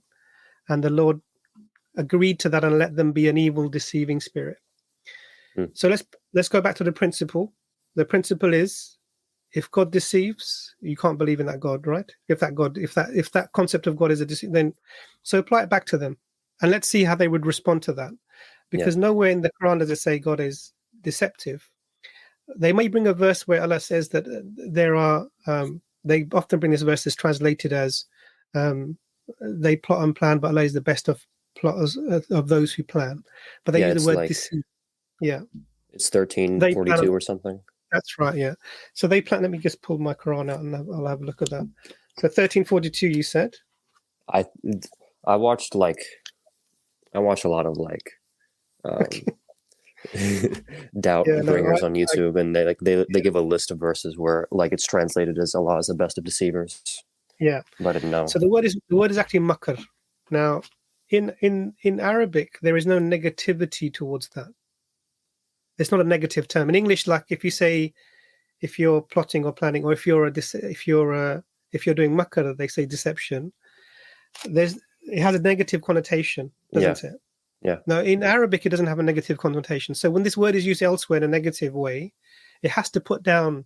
It's written negative or evil deception to clarify that the deception was evil. So what that verse is saying is they plan, but Allah plans, and Allah is the best of planners. You understand? So their plans are evil, and Allah plans, but His plans, Allah's plans, are the best. And this is what that verse is saying. So it's in Arabic, that word is a neutral. It has no negative connotation. So that's the only thing they may come back with you at. Okay. Okay, alhamdulillah, there we go. Someone said they remember discussing this. In Arabic, this word is fairly neutral. So that's the point I was making. So the first thing is this deception thing, it works against them. It works against them because in the Bible, God deliberately sends a group of people, a prophet with a false spirit in their mouth, deliberately to misguide them. So in their principle, they should reject the God of the Old Testament, who is the same apparently as the God of the New Testament. Okay. The second thing is that we don't have the concept that God, because a Hindu could come and say to you, well, why did God deceive us all to worship all these, idols? Or the Buddhists said that why did God deceive us all to? Anyone can come and say that. We were deceived from our original message. Why did God allow this? It's a non-argument. But that was their choice to do that. 100%. But in fact, there were. Do you know how many Jesuses were crucified? Or who were who were being crucified on that day? That Jesus was crucified? How many Jesuses? You know, there was more than one Jesus being crucified that day, right? What do you mean, more than one Jesus? So there were of the two criminals that were being crucified with Jesus allegedly. One of them was also called Jesus. Did you know that? Oh no. Jesus Barabbas, I think, is that right? So there was. So let's have this. This is like almost like a comedy sketch. There was. So when Pontius Pilate brings these two people and says, "Which one shall I let go? This one or that one?" You know that part? Oh yeah, I know that. I think. So both of those people were called Jesus. One was called Jesus Barabbas, and Barabbas. Do you know what Barabbas means? No. Jesus, son of the Father.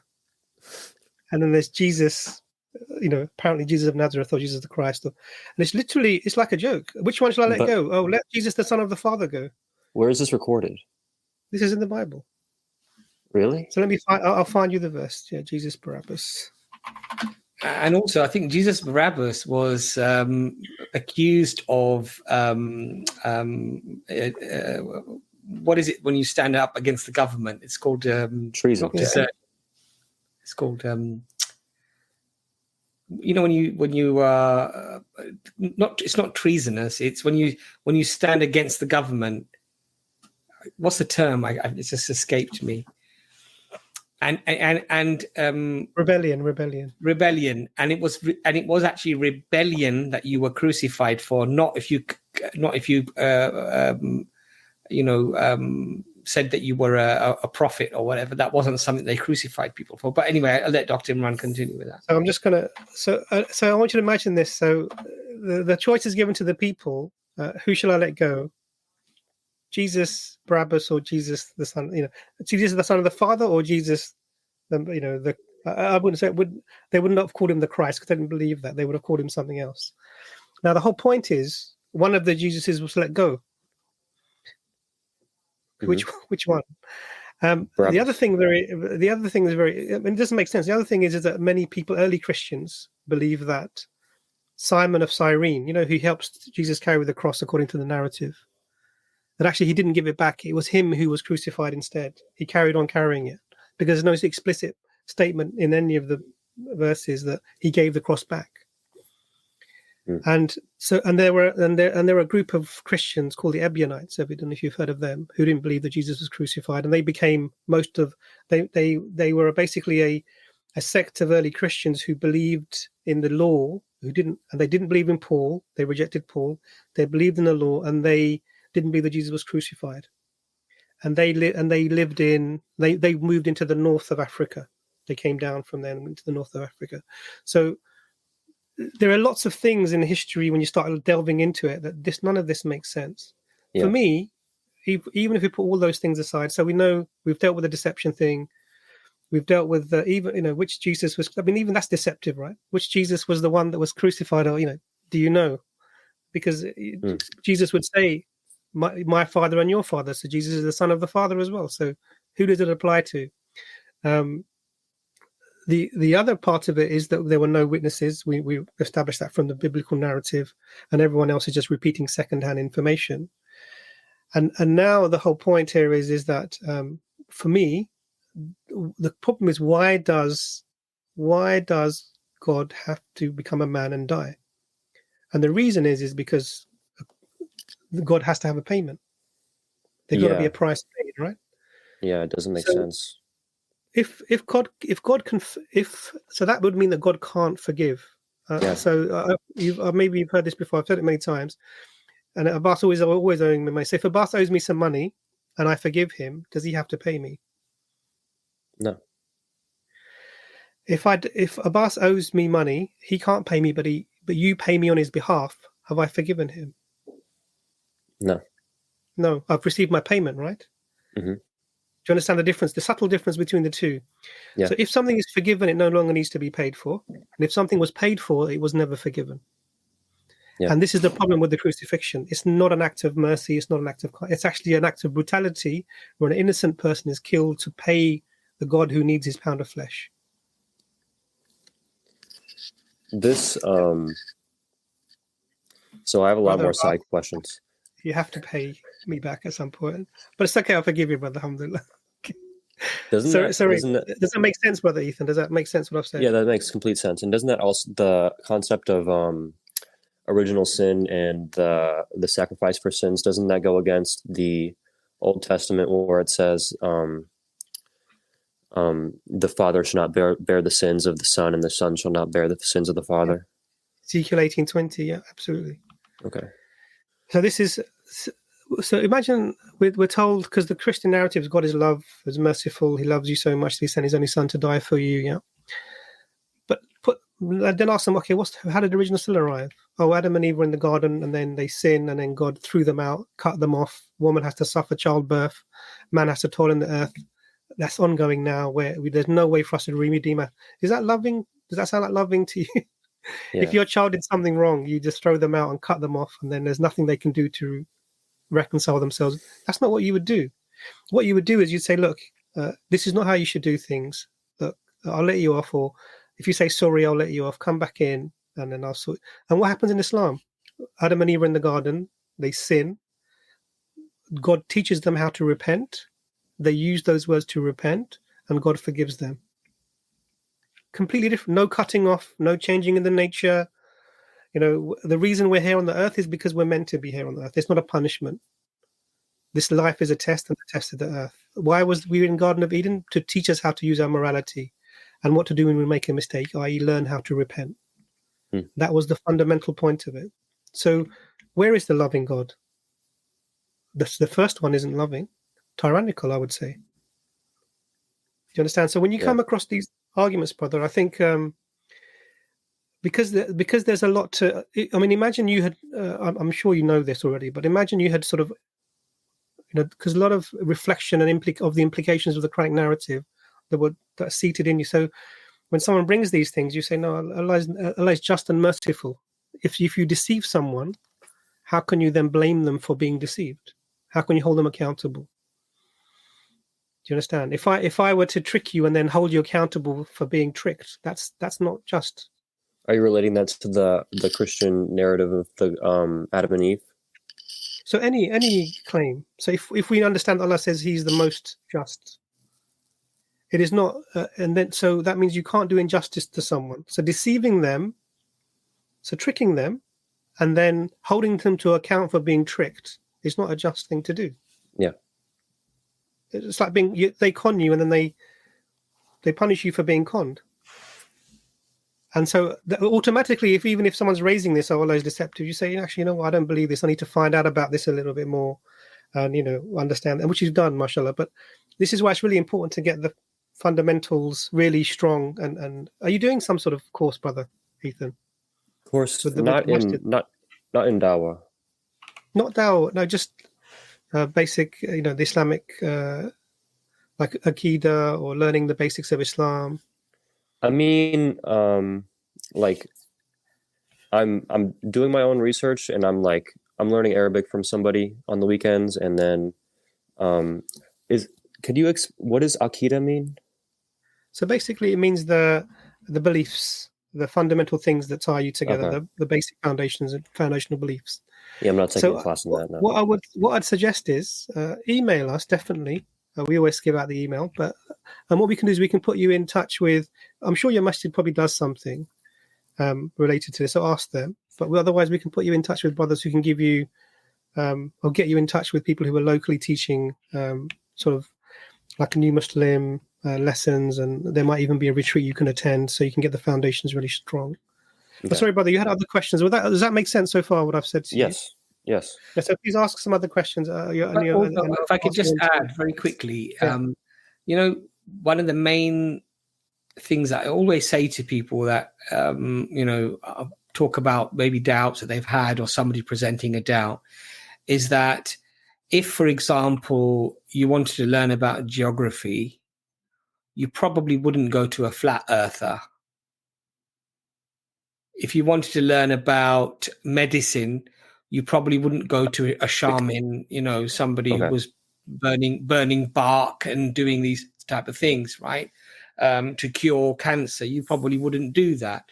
And you wouldn't do that for good reason, because you would go to somebody who is trustworthy when it comes to relaying knowledge, and somebody who has integrity and honesty, and above all, I would say, is overall a well-rounded, fair, decent human being, right?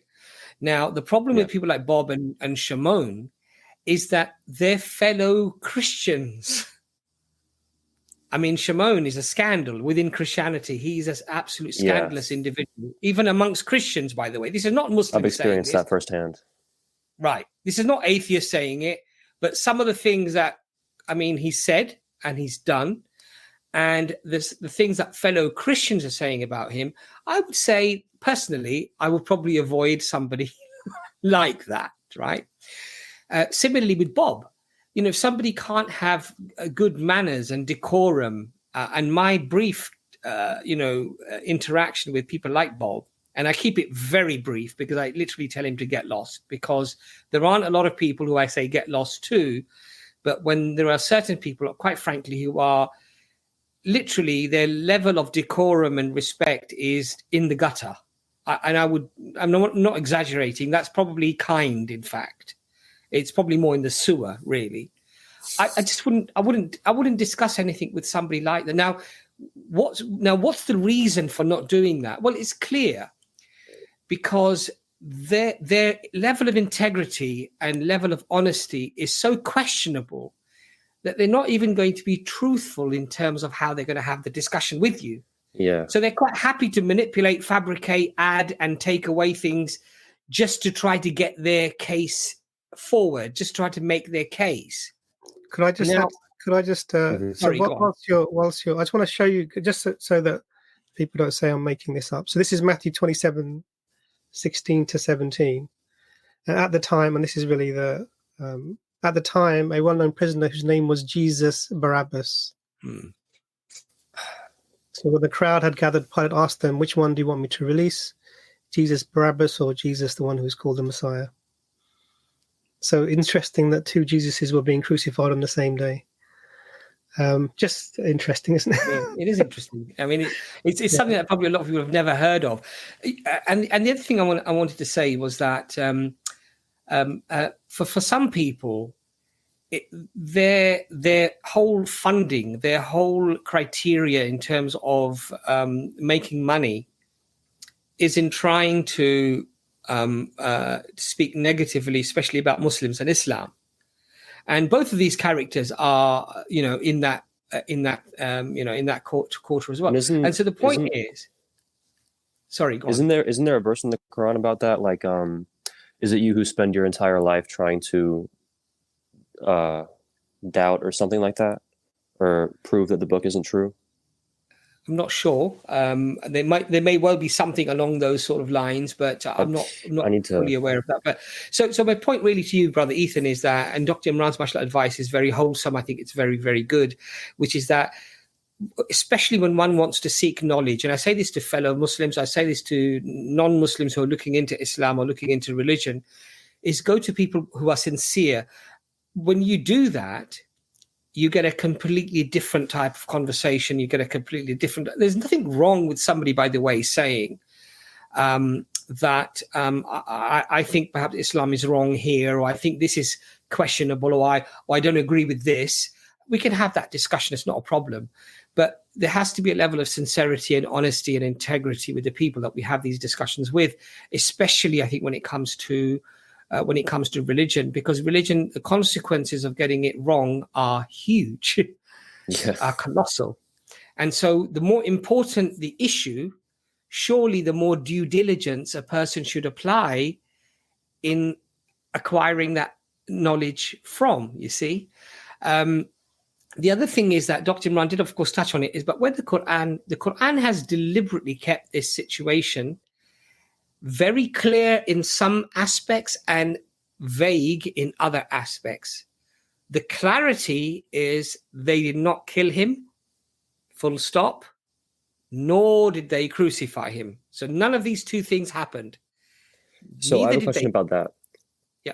I've heard we'll move on to that. But neither did they kill him, neither did they crucify him, but it appeared to them so. Now, this appeared to them so has been the thing that has sometimes caused controversy, because people have tried to make some sort of a literal meaning from this phrase, that somebody else was put on the cross instead of him, or that, the face changed of somebody that wasn't him. But that's all, in reality, that's not clarified here. So I don't think we should say these things with certainty. And the other thing I would say, which is very, very interesting, Ethan, is that there were early Christians who did not believe that Jesus was God. They did not believe in the crucifixion and resurrection. The Ebionites, right? There were early Christians who did not believe all of the tenets that later became sort of, confirmed by other people in terms of what they wanted the doctrine to be. So that's it. That's an interesting thing as well. And I think the other thing is that, and what Dr. Imran said in the upper room when Jesus comes, and they were fearful and they were scared because it says that they had heard that he'd been crucified. So if he had been crucified and he'd been killed, therefore this would be a ghost. So they were scared, they were alarmed, right? But what does he do? He reassures them, doesn't he? He reassures them, and he has food, he breaks food with them, he has food with them, and they touch him. Touch me and see. It's me, basically, he's saying, right? And all of that sort of points towards not a crucified Jesus, but a saved Jesus. And we find this controversy even with the early Christianity. So it's not just something that Muslims have come up with. It's not something new. This was already in existence, where people did not believe in him as God in the very early part of Christianity. But I'll let you, inshallah, continue with your further questioning. And Dr. Imran, sorry, please do come in there again. I just wanted to, I had two questions about what you just said. So I've heard the putting his likeness onto somebody else's face, narrative. And I was wondering, so you explained it well. And so I'm assuming that it's not a concrete thing that actually happened in Islam. And I just wanted to point out that that's it's kind of insinuated that happened in some translations, Sahih International, I think, which I think, yeah, it's kind of misleading. And so what happens is so you have to understand that when somebody's translating from the original language, there's an element of interpretation within that. There always has to be. Yeah. So, for example, if you were to translate "hit the road, Jack" into another language, you have to give the meaning as opposed to the actual words. Okay. So the meaning is "go away" or "leave" or "let's go," depending on the context of how you're using "hit the road, Jack."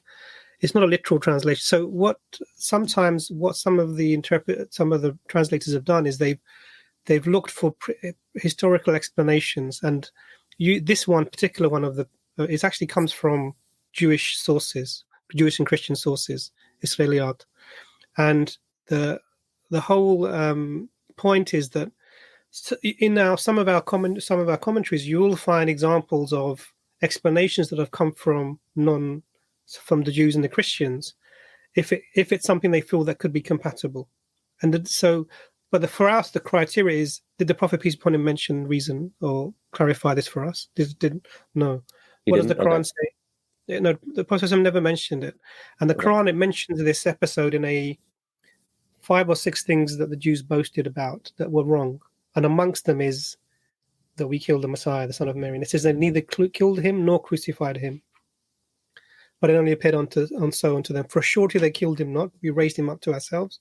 Then it goes on to say, and on the day of judgment, so every one of the people of the book will believe in him before his death. So this is referring to his return, because when he returns, then the people of the book will believe in him in actuality, and he will be a sign for them on the day of judgment. I'm just paraphrasing some of these. So it's really important for us to remember that if the Quran is giving this description, and then the Prophet, peace be upon him, hasn't clarified exactly what happened, then it's not important for us to know. It's nothing to do with our salvation. Because why we don't believe that God has to be paid, it goes back to our point, to forgive you. He can forgive you or forget your sin. God can forgive. And so we don't need an innocent person to die, which is unjust anyway, for that same process. I don't know if I've moved on from what you were going to talk about, but so the whole point was that some of these explanations come from, if you were to go back to where did the scholar who did the translating get it from, they would have got it from a Christian or a Jewish source. And there were people that thought, so the Gnostics, for example, thought that the Jesus was not even on the cross, that there was something that was seen, but it wasn't Jesus, and Jesus was looking down above and just laughing at the people worrying that it was him. So this is a Gnostic interpretation, and there were many people that didn't believe that Jesus was crucified. The Basilidians, there were many amongst them. But sorry, your next question you're going to ask, or make your other point if you're going to make it. This makes complete sense. But I'm just going to move on to some more questions that I had because I don't want to take up like all your guys' time.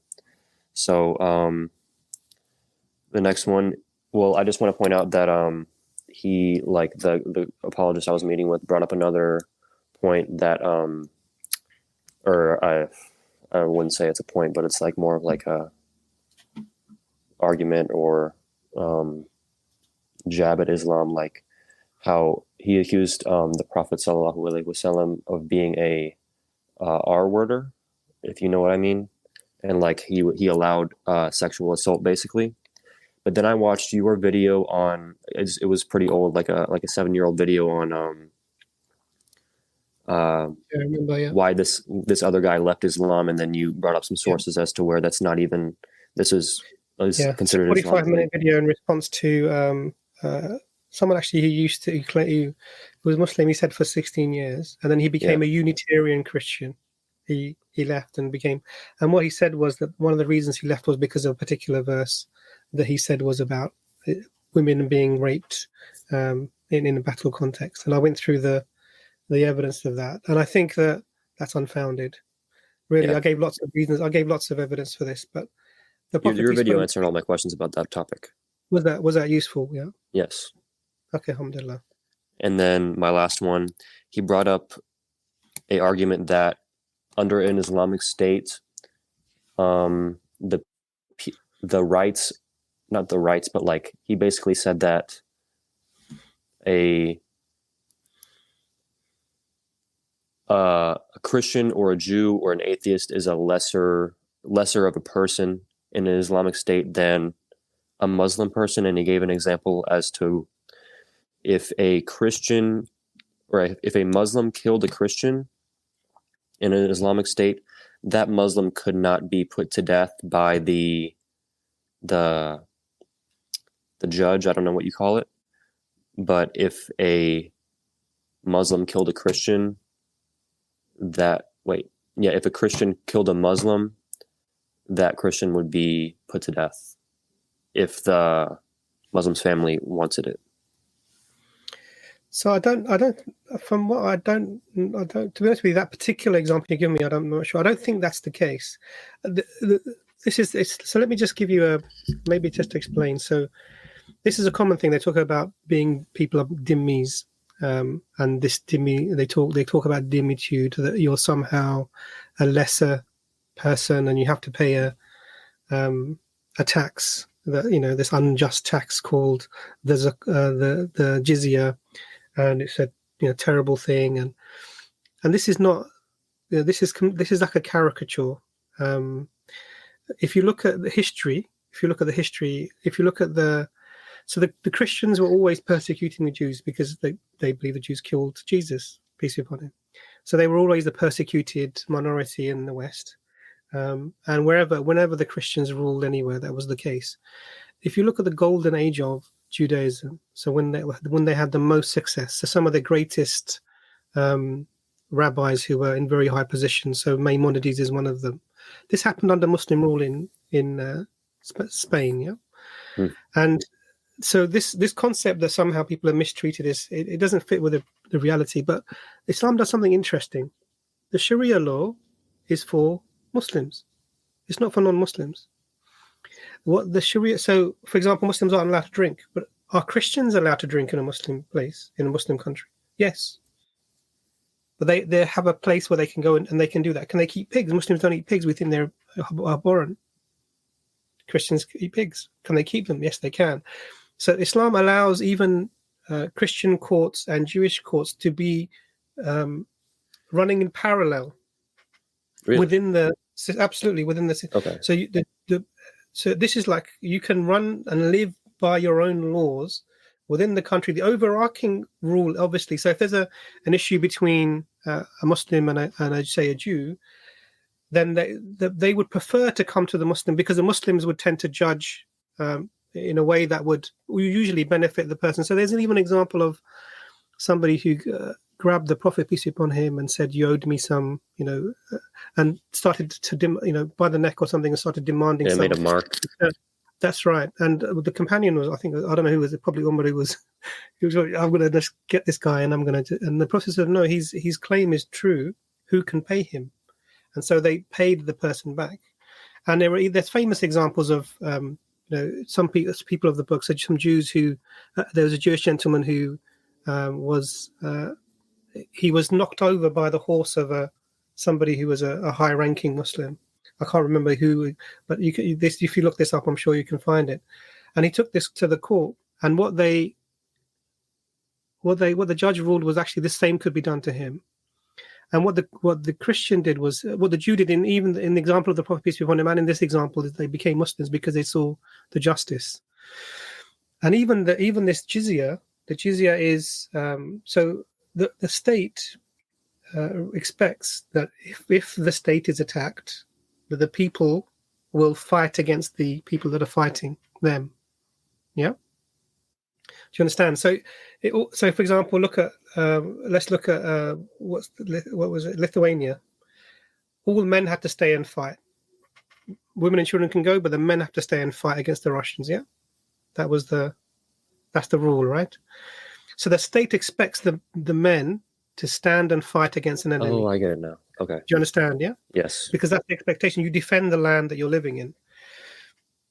Now, what the jizya is for? The Jews and the Christians were relieved of this particular requirement. You don't have to do this. Okay.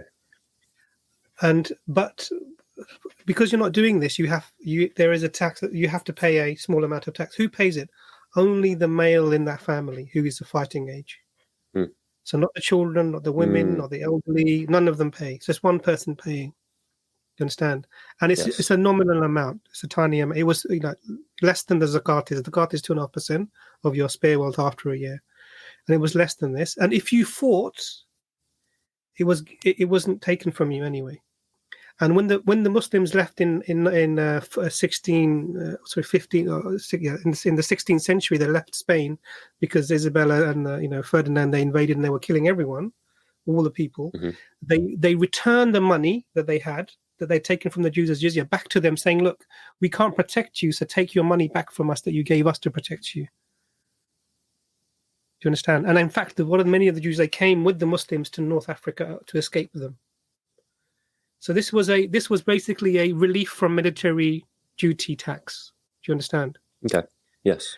Now, for the Muslims, you have zakat, which was higher level, and everyone pays it who's earning and has their own money. Man, woman, child, it doesn't matter. If you're earning, you pay it. So it's completely different, and it's not an injustice or anything like that. To be honest with you, I'd have to look at that example. I don't think, for me, it doesn't fit with what I understand of Islam, and I'll double check and say that. But that's not, the Jews the only time in the Middle East where Muslims, Jews, and Christians have lived together in peace and harmony has been under Muslim rule.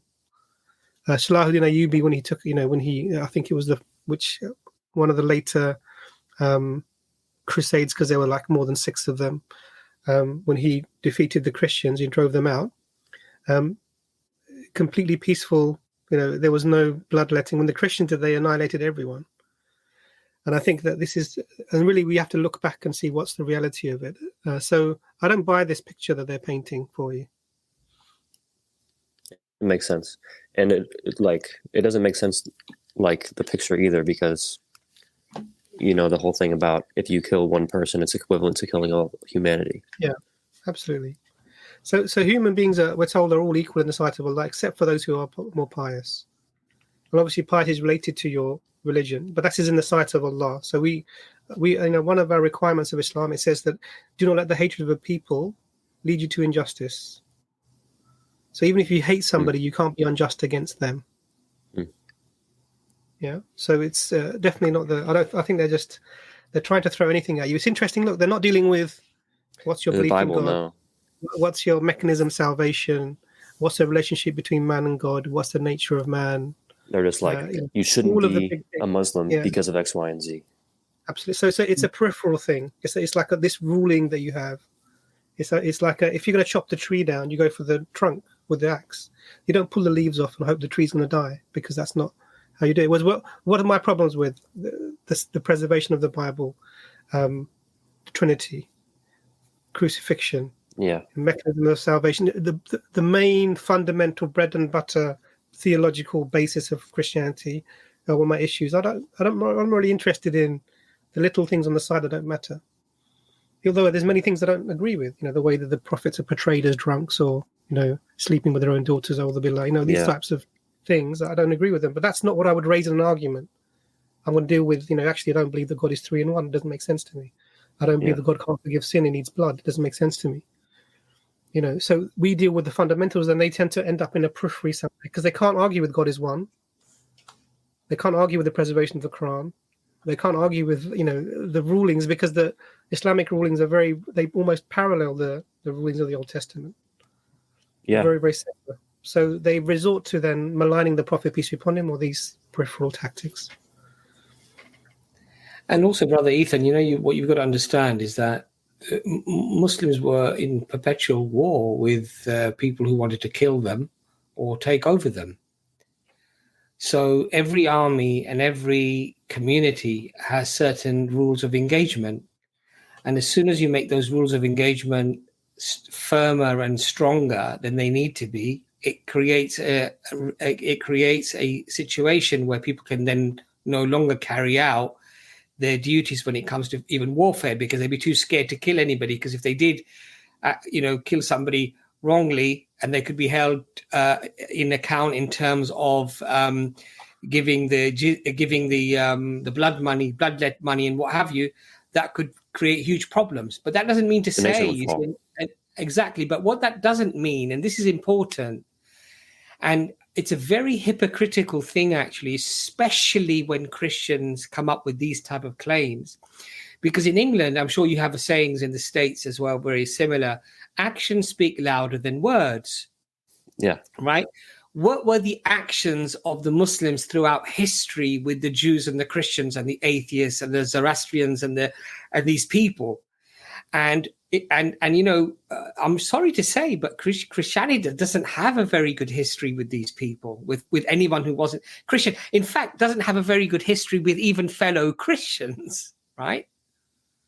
And so it's a very hypocritical question. And the thing is that if you look at the treatment of how Muslims treated non-Muslims, even if you look at the works of Karen Armstrong or Leslie Hazelton, or there are many other historians like Roy Casagranda, I believe he's a gentleman from the States as well. I think he possibly, I might be wrong, he might have Latino bloodlines there. But you look at their works of history, they're not Muslims, by the way. And the way that the Muslims interacted with non-Muslims is the difference between that and the way that Christians did, for example, is chalk and cheese. It really is.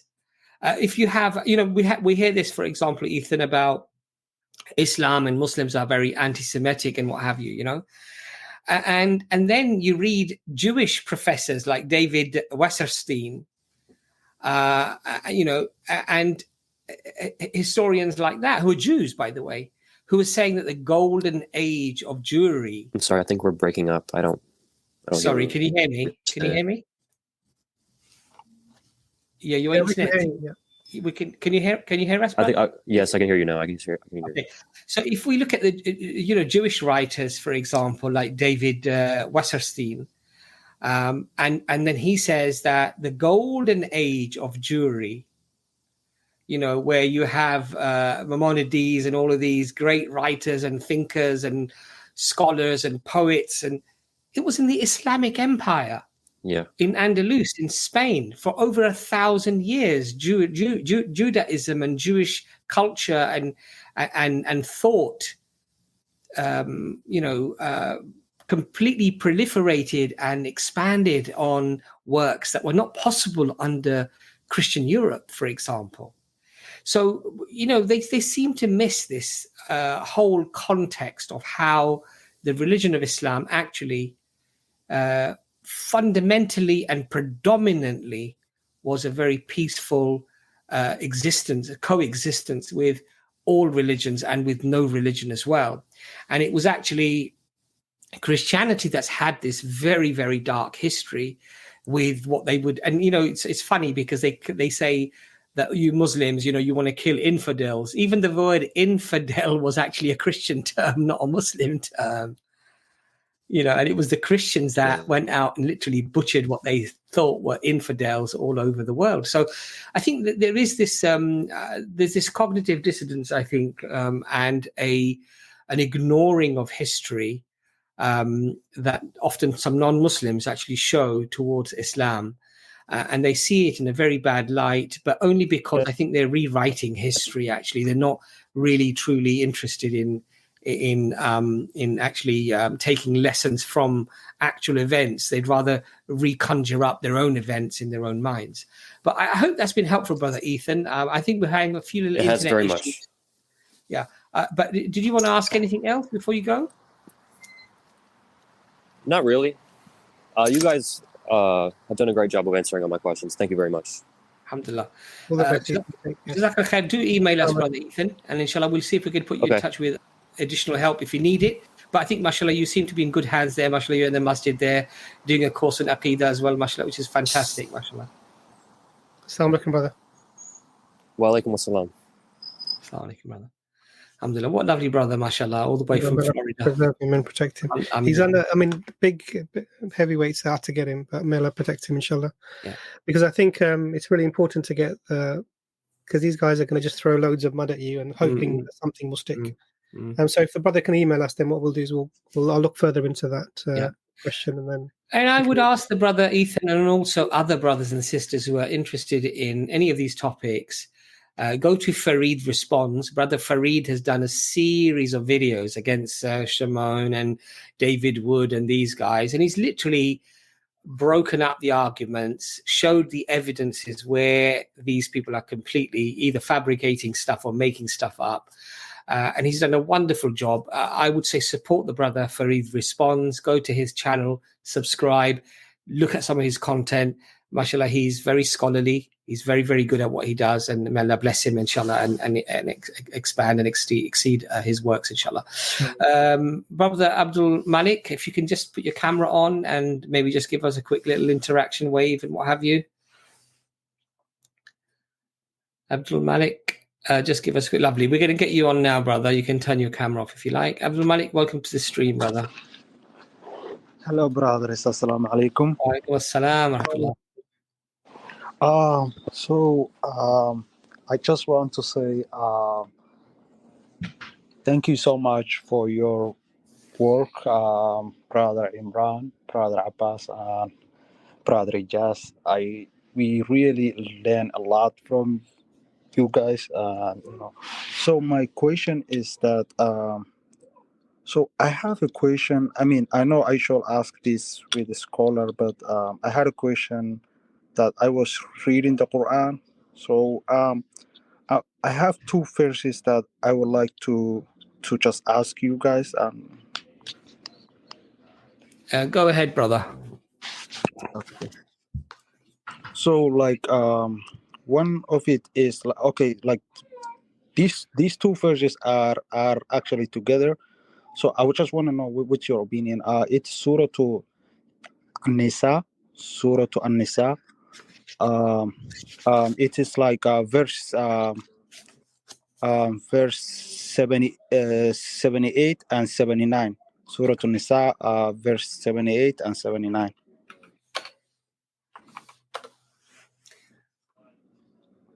why don't you read the verse, inshallah, Okay. and tell us your understanding of it? Which verses were they? Sorry, I had to step in. It's Surah Nisa, that's chapter 4, verse 78 and 79. What was the question, brother, about them? Okay. So the question that I would like to ask is that it says that I know I just didn't under. It says that whatever that befalls whatever good that I don't know about the English translation, but it says in like Arabic it says وإن تصبهم حسنة, if like good falls يقولوا هذه من عند الله, they say this is from Allah. وإن تصبهم سيئة يقولوا هذه من عندك, معناها means this is from you. قل كل من عند الله, everything is from Allah. فما لهؤلاء القوم لا يكادون يفقهون حديثا. So and then the next verse also said وما أصابك من سيئة فمن نفسك وأرسلناك للناس رسولا وكفى بالله شهيدا. So like one verse says that whatever good falls to you is from Allah, I believe, from my understanding, and whatever bad falls to you is from yourself. But the next verse also said both of them is from Allah. So I'm just trying to understand, brothers. I'm just trying to know about what do you guys like. What's your opinions about it? Is it okay, Bas, if I? Yeah, so I think if you look at the verse, you have to be careful, because we do believe that everything good and everything that is difficult or a test is all from Allah subhanahu wa ta'ala. Yep, that's true.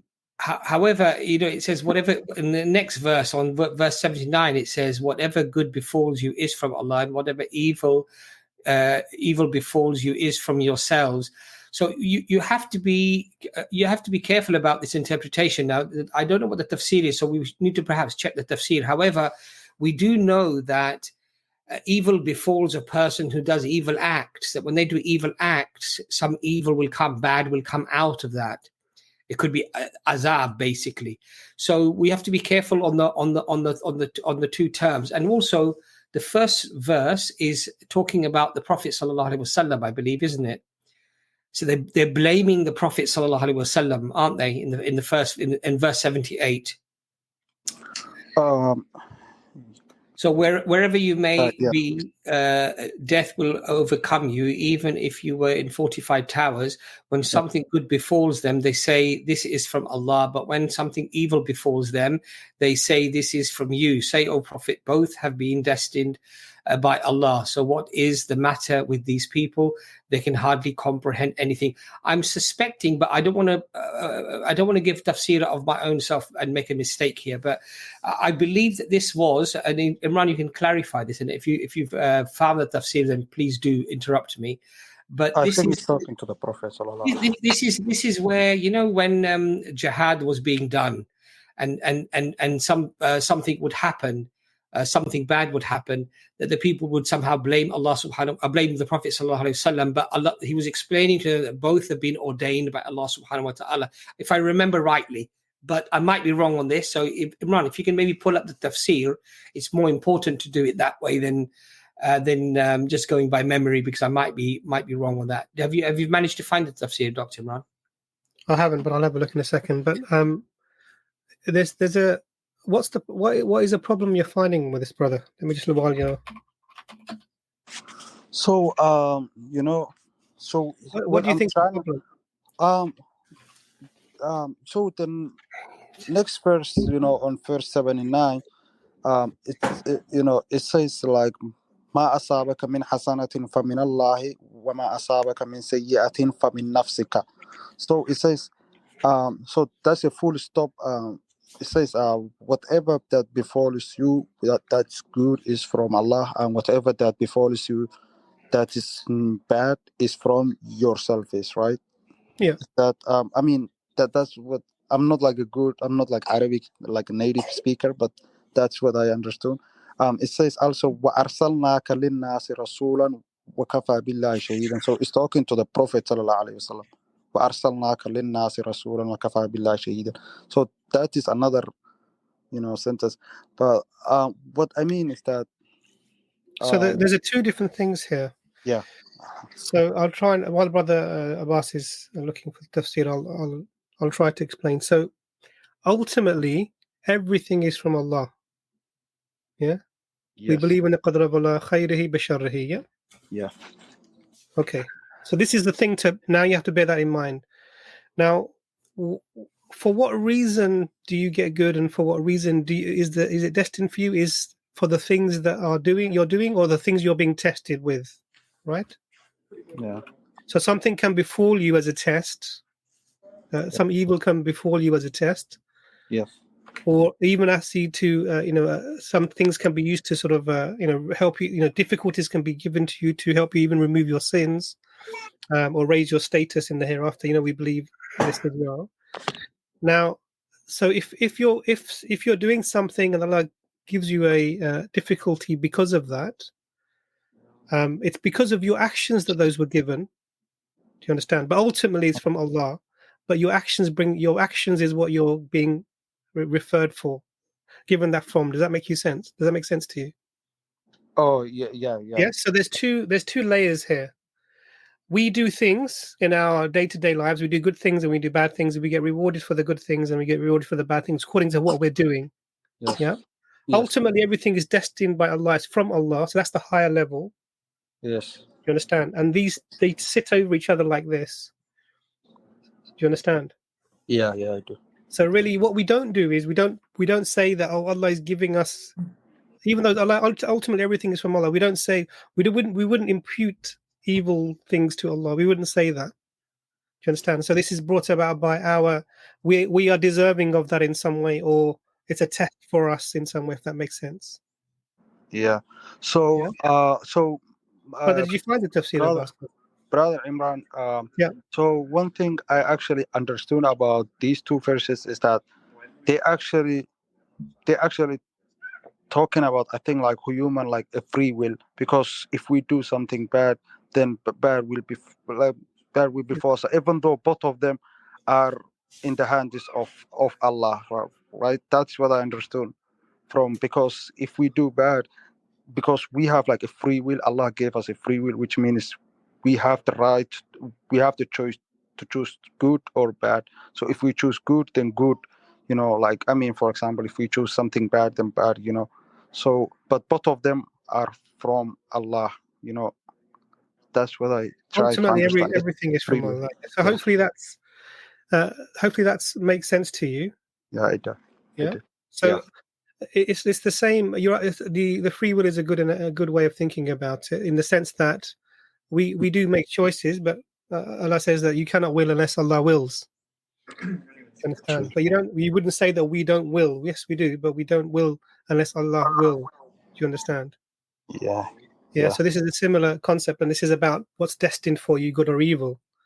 Yeah, but it's in response to the things that we do, good or bad, or if we're being tested. Yeah. Thank you so much. Yeah, that did help. Can I ask one question? And this question will be very short, inshallah. It is also in the Quran.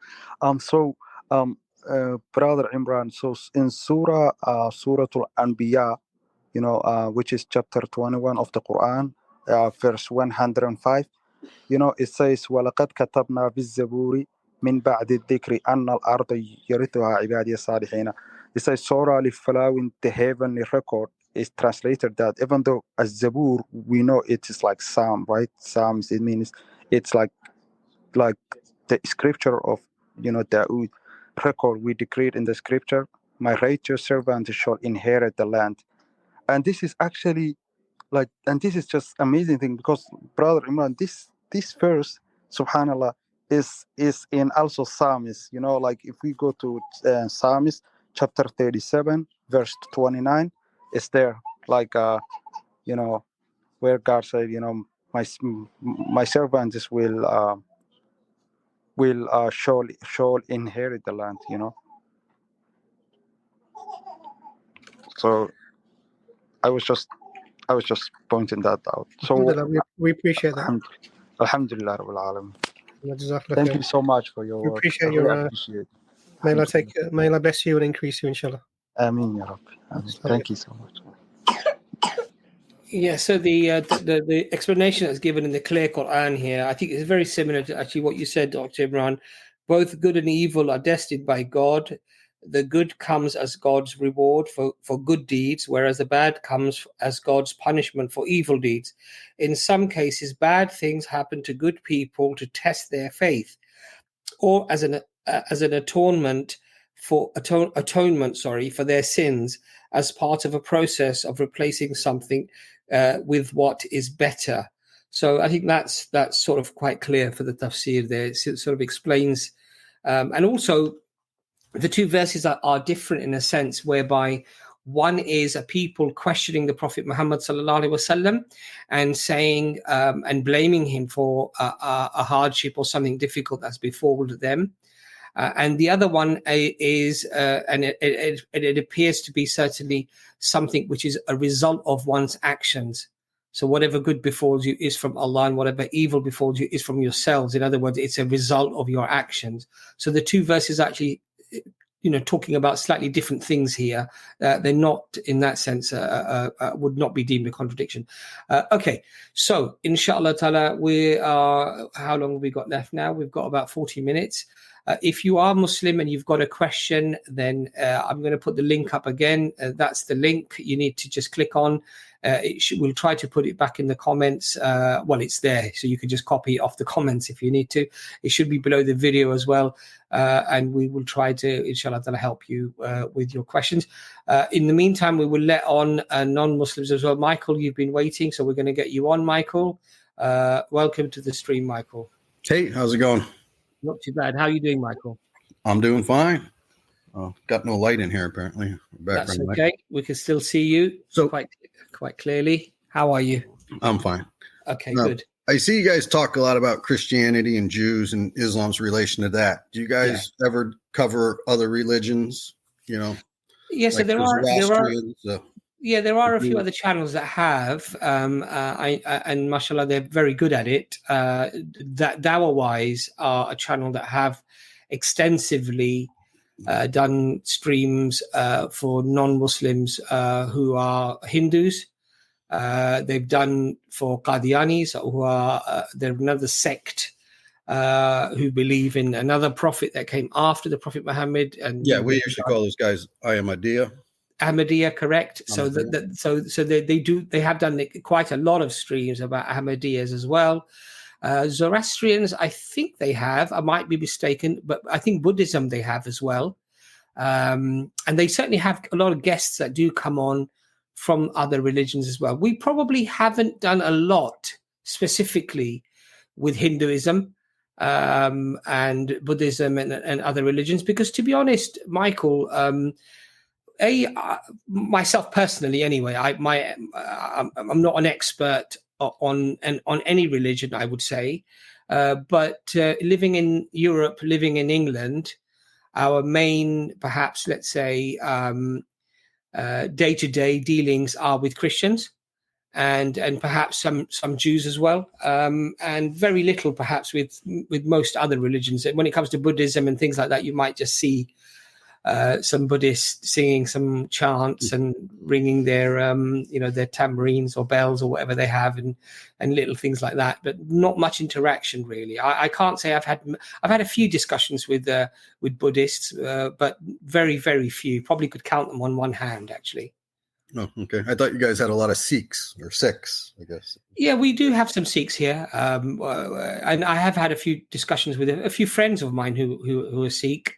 About things, and it's quite astonishing, because one of my friends who was a practicing Sikh used to wear wore a turban and everything. I'm not in contact with him now, but a lot of the things that he said, the core tenets of Sikhism, were actually very, very similar to Islam, whereby God is one, God is absolute.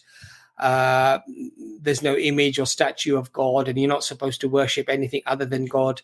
So in that core tenet, core belief, a lot of their beliefs seem to resonate very much with our concept of the Creator, the oneness of the Creator. Michael, you've sort of turned into a pillow. I thought you just turned into a pillow there. No, I just turned the light on. I'm just joking. But yeah, so did you have a question for us? You consider Sikhs to be monotheistic? So the thing, as I said to you, I've spoken to Sikhs, and one of the things that I did ask my friend Surinder, I said to Surinder that these pictures that you have of the gurus inside the Gurdwara, inside your temple, why do some of the people go in front of the pictures and they pray to the saints? You know, these the pictures. And he said to me that actually the core tenets actually say that you shouldn't do that. So I think the thing is that if a Sikh believes in the oneness of God and he doesn't attribute partners to God, then we would say that that person was certainly in a more correct view in terms of their religious beliefs. But of course, as Muslims, we believe that once a messenger comes to you, regardless of what messenger that might be. So at the time of Jesus, it would have been Jesus. At the time of Moses, it would have been Moses. At the time of Abraham, it would have been Abraham. And of course, at the time of Prophet Muhammad, peace be upon him, it would be the Prophet Muhammad, peace and blessings of Allah be upon all of them, that you should follow that messenger. And one of the major issues that people have for denying a messenger is that they wish to do what they wish to do because of their own desires or their own will. And it could be racism, it could be tribalism, it could be some other type of ism. It could just be arrogance because my forefathers were like this, so I'm not gonna listen to this prophet here or this person here or this culture here. And all of those things are sinful. All of those things they put a person in disbelief. So what we would say to our Sikh friends, what we'd say to our Hindu friends, our Jewish friends, our Christian friends, is that there is a prophet who has claimed to be sent for the whole of humanity, for all of creation, and that once you receive his message, if you are convinced by that message being true, then it seems reasonable that you should accept it. Okay, so you don't translate 551 as take not the Christians and the Jews as your friends. So actually the word there, allies, Michael, the word actually is allies. Allies as in allies as in people who would have your back, as it were. Okay. And it's very interesting, Michael, because, you know, throughout history, if you look at the way that the Muslim empires often fell, even if you look at my forefathers, where they came from in India, the way that the British actually conquered India with a very small army, by the way, it was minuscule compared to the Indian population of, I think, 600 million or whatever it was at the time. The way that they conquered them is by telling them that we're your allies, that we're your friends. And if you help us get rid of those people and those people, we will allow you to stay where you are. In other words, as a ruler in your little kingdom. Right. And of course, they didn't follow, exactly. And they didn't follow the warnings that the people who don't believe are not going to have your interest necessarily. And it's also very interesting that we see the same thing happening today, because if you look at what's happening in Israel, the greatest supporters of the Israelis are the Europeans, the Christian nations, America and Europeans. And what they're actually allowing the Israelis to do is that they're allowing them to commit genocide and ethnic cleansing. And this is not just a term that I'm going to throw out there. This is even according to people like Craig McIver, the gentleman who worked for the United Nations for 31 years as a human rights lawyer. He was an expert and is an expert on genocide. And he's saying that this is textbook genocide. And we've got now Christian nations who are colluding with the Jewish nation, i.e. Israel, and committing these crimes against the Muslims. And what we find is that much of the Muslim world has, unfortunately, its leadership, a lot of its leadership has colluded with the non-Muslim world to allow and facilitate that to happen. So sure. I mean, the Egyptians, the Jordanians, they have agreements with the Israelis. Exactly. So they're what I'm trying to say allied with them, I guess. I'm not right. Sure. Exactly. And in fact, really, a Muslim, a believer, should be an ally with God Almighty, and that which is just, that which is fair. But unfortunately, what we have today is that people all over the world, not just some of the Muslim leaders, but all over the world, we have people's allegiances to money, wealth, strategic importance, military importance, basically money and power, the two opiums, that people are so high on now. God is out of the picture, decency, honor, and respect, and the rule of law. All of these things are completely out of the picture. It's all about power and money and dominance now. And that's a great shame, I think. And I think that's a lesson for the Muslims to learn. However, it doesn't mean, Michael, that you can't have good relations with non-Muslims, because Allah says very clearly that Allah does not forbid you from having, good relations with the non-Muslims. But when you start putting people as your allies, as the people who are going to have your back, I think history has shown us, pretty much all of history has shown us, in fact, that that's not the case. Okay. So like the Qataris, like, don't we have a military base in Qatar? I'm an American. And I think in Bahrain. Yeah, we do. So, that's right. Yeah. And Djibouti. I don't know if Djibouti's Muslim or not. Yeah. Well, and the Americans have some of the largest bases outside of America in the Middle East. And, the famous words that Biden said when he was young, a much younger Biden, when he wasn't so senile and actually could string a sentence together that actually people could understand. But he said, if there wasn't an Israel, we would have created an Israel. It's the best investment that we ever made. Now, what that means, of course, is that he's not interested in necessarily peace. He's not interested in justice. He's not interested in fairness. He's interested in being the world's police, as unfortunately the Americans and the Brits to a much lesser degree, because we're not as powerful, anywhere near as powerful as the Americans militarily. But they wanted to effectively have all of these bases so they could have control. And control of the resources of that area. And what's very surprising now, of course, and we're going slightly out of topic, but off the coast of Gaza, there's a huge gas reserve now that's been discovered, and now it looks quite clear as to what some of the motivations now were for clearing out Gaza, because you couldn't exploit the gas because the Gazans could lawfully, they could claim it for themselves, right? Mm-hmm. So, I mean, this is the sort of skullduggery. And one of the very interesting verses in the Quran, which is very, very poignant, is that, Imran, if you could pull it up, actually, because I'd like to quote the exact verse, but it's something along the lines of, they claim that they are the peace lovers, but indeed they are the mischief makers. In other words, they are the real mischief makers. They just tell everybody. Sure. It's right in the second verse, right in between their hearts are sealed, and around 2:12 or something, right?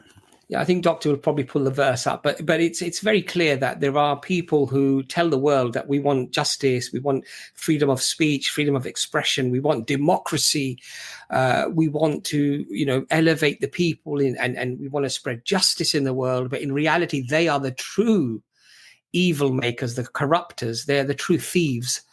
Who claim these things out with a false intent, really, Are you a supporter of democracy, or? So when you say democracy in the conventional sense, the Islamic rule of governance is not what we see in the West. So the Islamic way of governance would be that each community from its local area the people themselves would bring somebody forward who they feel would represent them. And then all of those representatives would meet, and they would then all select an emir, somebody that they felt would be capable of leading them. And the criteria by which they would choose the person would not just be their capability and capacity in terms of intellect, in terms of, how politically versed they were or how economically gifted they were, but it would be their connection to God Almighty, i.e. their taqwa, their connection to Allah, and whether they were a pious, law-abiding, decent individual when it came to that criteria. And of course, they would look at other things as well, like intelligence and these type of things. Now, what that particular solution of governance does is it does two or three very, very important things. The first thing it does is it doesn't allow us to end up in the situation that we've found ourselves in today, which is that big business actually ends up taking control. So it's the money men who actually end up controlling all of the political discourse and the political direction. So your country can be disgusted by an illegal war that your government is about to commit, but they have no power. They're powerless because the arms companies, the other billionaires that are out there, they have such a huge influence on how government can move that the governments actually just become puppets. They actually become puppets. But within the Islamic paradigm, actually you have a much more stable and a much fairer system. One of the very important tenets, Michael, in Islam. Well, how do you know the money guys aren't going to take over that electoral body? Yeah, I mean, that's kind of like why we have an electoral college, supposedly, is to keep the hoi polloi from going crazy and electing somebody who's incompetent. And obviously Eisenhower warned about the industrial military complex taking over. So before I answer that, there's a very, very interesting saying of the Prophet Muhammad, peace be upon him, is that anybody who stands up for power, should never attain it. In other words, anyone who says, vote for me, that's the last person you want to vote for. You don't want that person. And often what you found throughout Islamic history is that the people who took leadership, they took it reluctantly. They didn't want it. They toiled over this responsibility because it was such a heavy burden, because because the responsibility of leadership was so incredible in the sight of God that they didn't want to make a mistake or do something wrong where they would be held accountable. I thought Omar, nominated Abu Bakr right after Muhammad's death. Yes, so I think there was a reluctance. But Ali actually wanted to be caliph, didn't he? Didn't he go door to door? No. Well, I've read stories him and Fatima literally went around pleading that Muhammad, a month before had said he should be his successor, and then there's the hadith of the pen and the paper. No, because what it was is that the companions, the senior companions, they all got together. And they basically all were in agreement, pretty much, that Abu Bakr radiallahu anhu should take the Khalifa, should become the Khalif, the first ruler. Interestingly, the Prophet did not specifically advise them who they should have, but there were certain indications.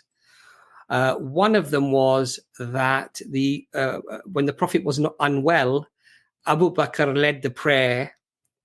And the Prophet, peace be upon him, joined the prayer after the prayer had started, and Abu Bakr moved back to allow the Prophet to take the lead, to become the Imam, and he insisted on Abu Bakr continuing.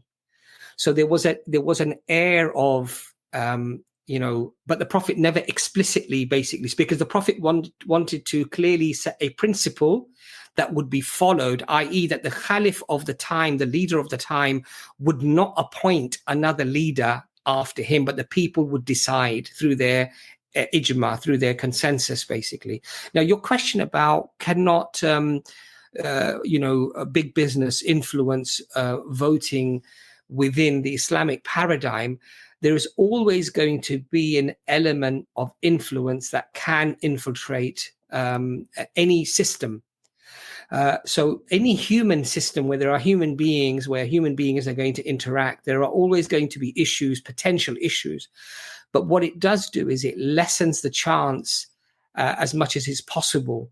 And because it's actually the people themselves coming forward and saying, you know what, this particular lawyer or this imam, you know, he's very educated, both from a political situation, from an academic situation, which will be very helpful towards the economy or this, that, or the other. But he's also, more importantly, and firstly, he is a scholar of Islam as well. So he's not going to do anything that's going to be unjust, unfair. And so it lessens the chance to a level whereby I think it's not going to be anywhere near the sort of problems that we're having today, both in, I'd say, in Europe. I think we've just lost him, possibly because of the connection. Maybe he'll come back again. I know the stream sort of moved, guys, but we've got no other guests currently waiting. So if you are Muslim and you'd like to ask a question, please do come on the stream. Otherwise, we'll try to continue if the brother comes back again. Dr. Imran, did you want to say anything at all there? Alhamdulillah, very wide-ranging conversation. Michael's back for you. Sorry, Michael, we lost you there. It's all right. So, I mean, you know what it is, Michael? The thing is, when we look at Islam, for example, we believe that the teachings of Islam are perfect. We don't believe that the people are perfect. So if somebody follows the tenets of Islam, which is that you don't take money, you don't take bribes. There was a famous story of a companion who was collecting zakat, charity, compulsory charity from the people. And he came to the Prophet, peace be upon him, and said, this is what I've collected for the taxes, i.e. for the zakat. And this is my gift that was given to me. And the Prophet, peace be upon him, immediately called the companions. And he said, it's forbidden to take gifts when you're in these type of roles. You're not permitted to take money. Now, what they instilled in the people is that it prevented potential conflict of interest and bribes, where bribes could happen, and people could get effectively, compromised with their responsibilities. So whoever was in a government position, whoever was in a position, you're not permitted to take money off the people. Now, if you look at our modern system today, Michael, we have a system where you're allowed to conduct lobbying, which we all know, Michael, is basically brown envelopes, but just in a more official capacity. But it's basically a bribe. It's basically to gain influence by giving money. But this is completely haram and forbidden in Islam.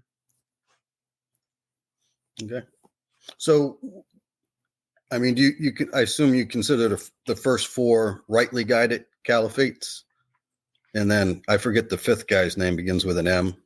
Muad. Yeah. Now, was he elected? So we know that there was controversy around the caliphs that came afterwards, but our Sunni perspective on this is very, very clear. We do not talk ill of any of the companions of the Prophet, any of the Sahaba. There are opinions that some people say that we believe that such and such companion was more correct in his position than this companion. But we do not say anything. The Sunni Muslims are very careful not to say anything explicitly derogatory about any of the companions, the Sahaba of the Prophet, peace be upon him. But to be honest, Michael, one of the reasons why I myself personally steer clear from these type of conversations is because as a lay person, there are certain things that I need to do as an obligation with my religion in order to try to hopefully attain forgiveness and the mercy of God and attain paradise. And I would rather stay in my lane, basically, and stay in those areas. Where there are more deeper academic conversations, I leave it for the well-trained scholars who are able to have those discussions. I don't involve myself in jump into the deep end when I'm just barely able to swim myself. That's how I look at these sort of discussions. Okay, yeah. So I don't know. Yasser Ghadi gave a lecture on Yazid I, which was kind of interesting. The way he tried not to insults Sorry, him. Well, you're picking up, Michael. I don't know if it's my internet. Dr. Imran, is that my internet that's playing up? Yeah, I think it's your internet, boss. Let me just come out and back in. If you can continue, Dr. Imran. Michael, do you mind if I ask you a question? no, go ahead. So you read a lot. It sounds like you read a lot of interreligion and things. What's your own position? What are you interested in? Are you reading for religion just for information, or are you seeking something? Or? Yeah, no, just for information. I find it interesting. I'm an atheist. Okay. So why, is it something you've arrived at, or what happened to you? Yeah. I was raised Catholic, but I don't know, probably when 14, 15, you start to look into the religions, be a little more cynical towards them. And you see, it doesn't make sense that this comes from God. And it just Catholicism, or was it other religions as well? Well, at the time, Catholicism was the main religion I knew about, but since then, I've looked into other religions, mostly, of course, Judaism and Islam, the Abrahamics. I know a little bit about Buddhism, the eightfold way, and things like that. Suffering is good for you and stuff. There's some new religions I've just now come across. Zoroastrians, I don't know, maybe 10, 15 years ago. I heard about them just from, I think, a BBC article on their vultures were dying because some pesticide got in the food chain. And I guess they don't bury their dead. They dispose of their dead by putting them up in towers and letting vultures come eat them. So I thought that was interesting. So I read up on it a bit. And some consider it the first monotheistic religion. The guy is pictured going up in a fiery chariot or a winged chariot, Zoroastro, whoever their prophet is. So what makes you, where did the interest in religion come from? Because you sort of, it seems all fake. So why read things about things that aren't fake? I don't understand the motivation. I don't know. It's interesting. It's interesting to get into people's mythology and their way of thinking. It's a culture, right? I mean, like, you guys, aren't you interested in other cultures and why they do what they do and how they think, things like that? So cultural differences are interesting.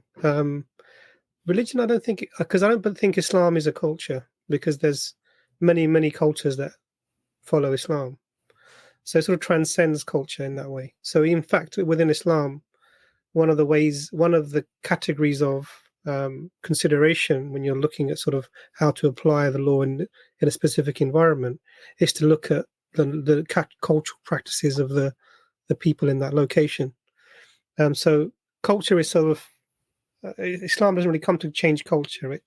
It gives you the fundamental underlying principle of why you're here and what you're doing and where you're going.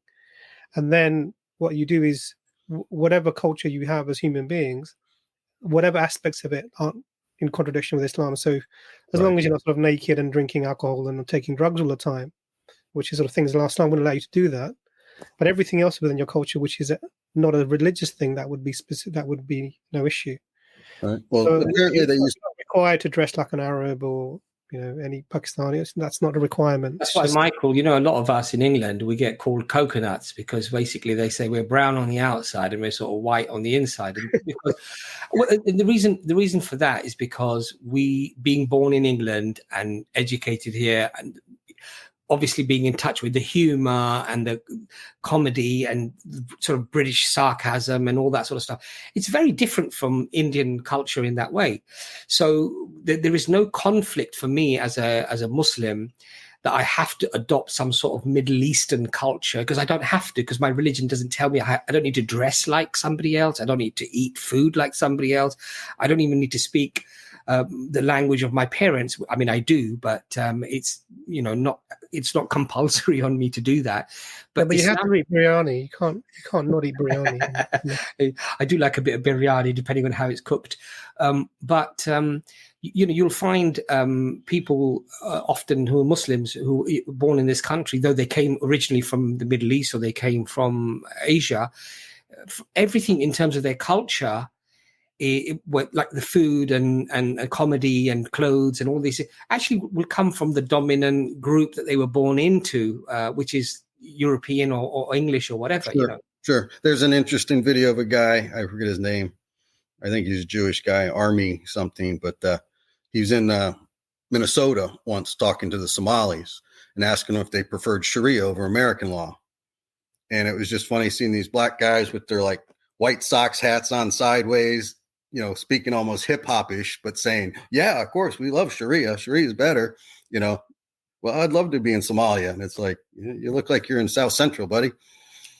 But the thing is, Michael, I mean, dress and food and things like that, obviously. But you know what it is, Michael? It's very interesting because Sharia law applies to somebody who's under the Sharia. That's a Muslim.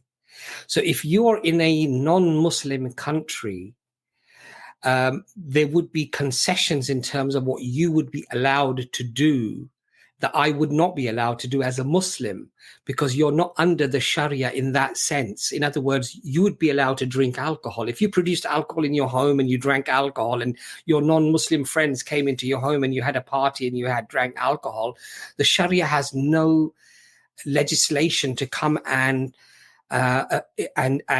force you to follow the Islamic Sharia. So because this is a what do you understand by Sharia, Michael? Well, yeah, I mean, just Islamic law, right? So what is that? What is that for? What do you, when you think of that? It depends on your interpretation. I think what he just said, you know, the Salafi would disagree with. I think many people would say no, alcohol wouldn't be allowed under Sharia for anyone. No, that's not the case. So what do you understand by Sharia? Because actually Sharia is a very wide-ranging term. And what people tend to focus on is... Well, I mean, it means like the righteous path, I thought, is what the interpretation of it is. Yeah, literally means the watering hole. Or the path to water. Yeah. Seems like you're in a desert, you need water. Yeah, so what do you understand? Well, you have fiqh, you have Islamic jurisprudence, right? So what's the difference between... now we're doing some... So what's the difference between the Sharia and the fiqh? Well, the fiqh is like the interpretation of Sharia. The application.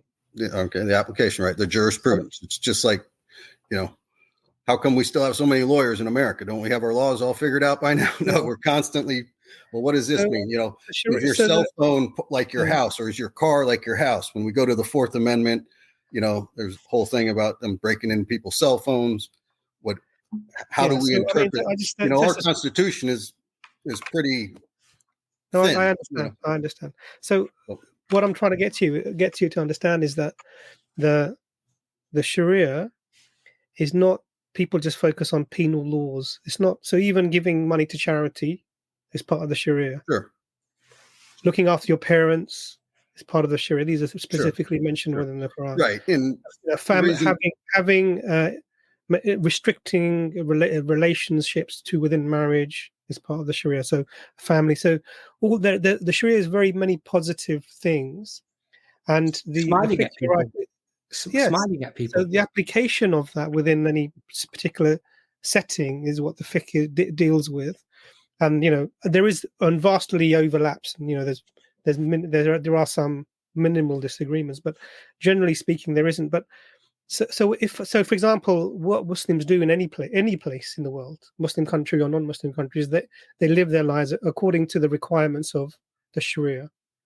And what that usually means is actually that I'm holding myself to a higher moral standard, ethical standard than required by the society. I can't lie, I can't steal, I can't take intoxicants, I can't have illicit relationships outside of marriage, I can't defraud. None of these things are allowed for me. I can't be treacherous to the country that I'm in. All of these things come from the Sharia, and this is beyond what's required of me from the state itself that I happen to be in. So when someone says to me, if someone were to ask me that question, what would you prefer, Sharia? It doesn't make sense. I'm already living my life according to Sharia, and that life is such that I'm carrying myself to a higher moral ethical standard than I see most of the people around me who are really, most people, not everyone, but a lot of the people are hedonistic.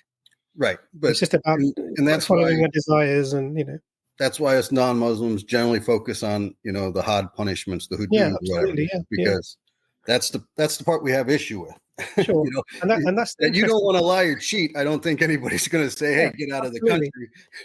But you understand that's like me focusing on just the penal code, the the death penalty in America and caricaturizing that as this is American law, just that penal, which is like 1% of the overall, vast majority of the legal system. Well, and people who are against the death penalty, that's what they focus on. And of course, absolutely. Only some of our states have the death penalty. I'm in Florida. Yeah. We do the second most executions behind Texas, I think. Can't remember last time we executed somebody, but I guess we do it on occasion. Old Sparky up in Stark, electric chair, one of the weirdest inventions on how to kill someone. You know what it is, Michael? The interesting thing also is that in the West, people are so fed up with things like, child rape, pedophilia, mindless violence and crime, where people literally over the smallest things end up shooting up, families and killing them and stuff. And they're actually themselves saying, look, we need to get rid of these people. These people are a cancer. These people should not be locked up for 3 or 4 years or 5 years or 10 years or whatever it might be, and then let out again, because many of them actually reoffend. Many people actually in the West, they want the Sharia. They want this type of strict code where if you're a good person, you're a good individual, you can lead your life with safety and with security, where you don't have to worry about your children and worry about your wife and your mother or whatever, because you'd know that the law is strict and it's going to take care of them. And what we have now is a situation, in England, for example, we have like over 100,000 rapes reported every year. We have only a 6% conviction on rape. We have gray areas where how much alcohol does a woman consume before it's rape and it's not rape. These are all gray areas. Nobody actually knows. Now, within the Islamic Sharia, there's a protection for that woman.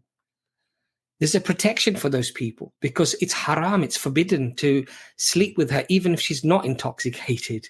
And intoxicating her would be a double haram, a double forbidden thing, and it would be very strictly dealt with. So, there's a lot of hypocrisy, I think, in the West, whereby I compare it to, window shopping. They put the best clothes in the window. The mannequins are all look beautiful and they look slim and everything looks perfect.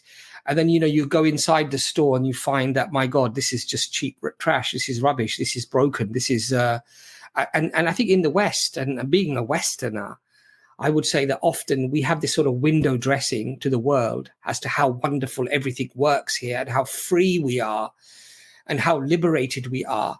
But actually, when we look at our societies, it's really upsetting to see people, even in England, going to food banks and, as I said, all these type of crimes, antisocial behavior, violence, muggings, rapes, and all of these things that happen. And when I've spoken to some friends who are police officers, they've said to me in the last 20 years, we just keep changing the way that we count the crimes. So before, what was a crime now becomes a no crime. It becomes something we don't have to even report or isn't reported. It's not even in the figures. It's not even in the stats. Sorry, I just burped there. It's not even in the stats. So I'm not saying the Middle East is perfect. I'm not saying Asia is, but I'm just saying Islam is perfect. People are not perfect. There are problems, of course, everywhere. But right. Well, like in I think it was 2012, we had a big anti-Sharia thing. Who was it? That chick, Pamela Geller and Robert Spencer. I think that's when they kind of made their fame. That's kind of when I started looking into this. I'm not even after 9/11. Sure. But when they were going to build they were calling it the 9/11 mosque.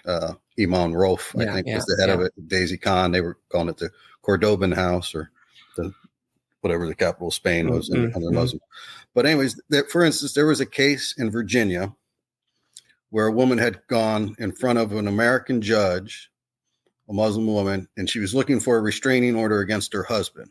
And one of her complaints was that he raped her. When he testified, he said, and I think he brought his imam in to testify, there's no such thing as marital rape in Islam. So do you think that would be proper fiqh, or is that a misinterpretation? Plow into your wife as you do your fields?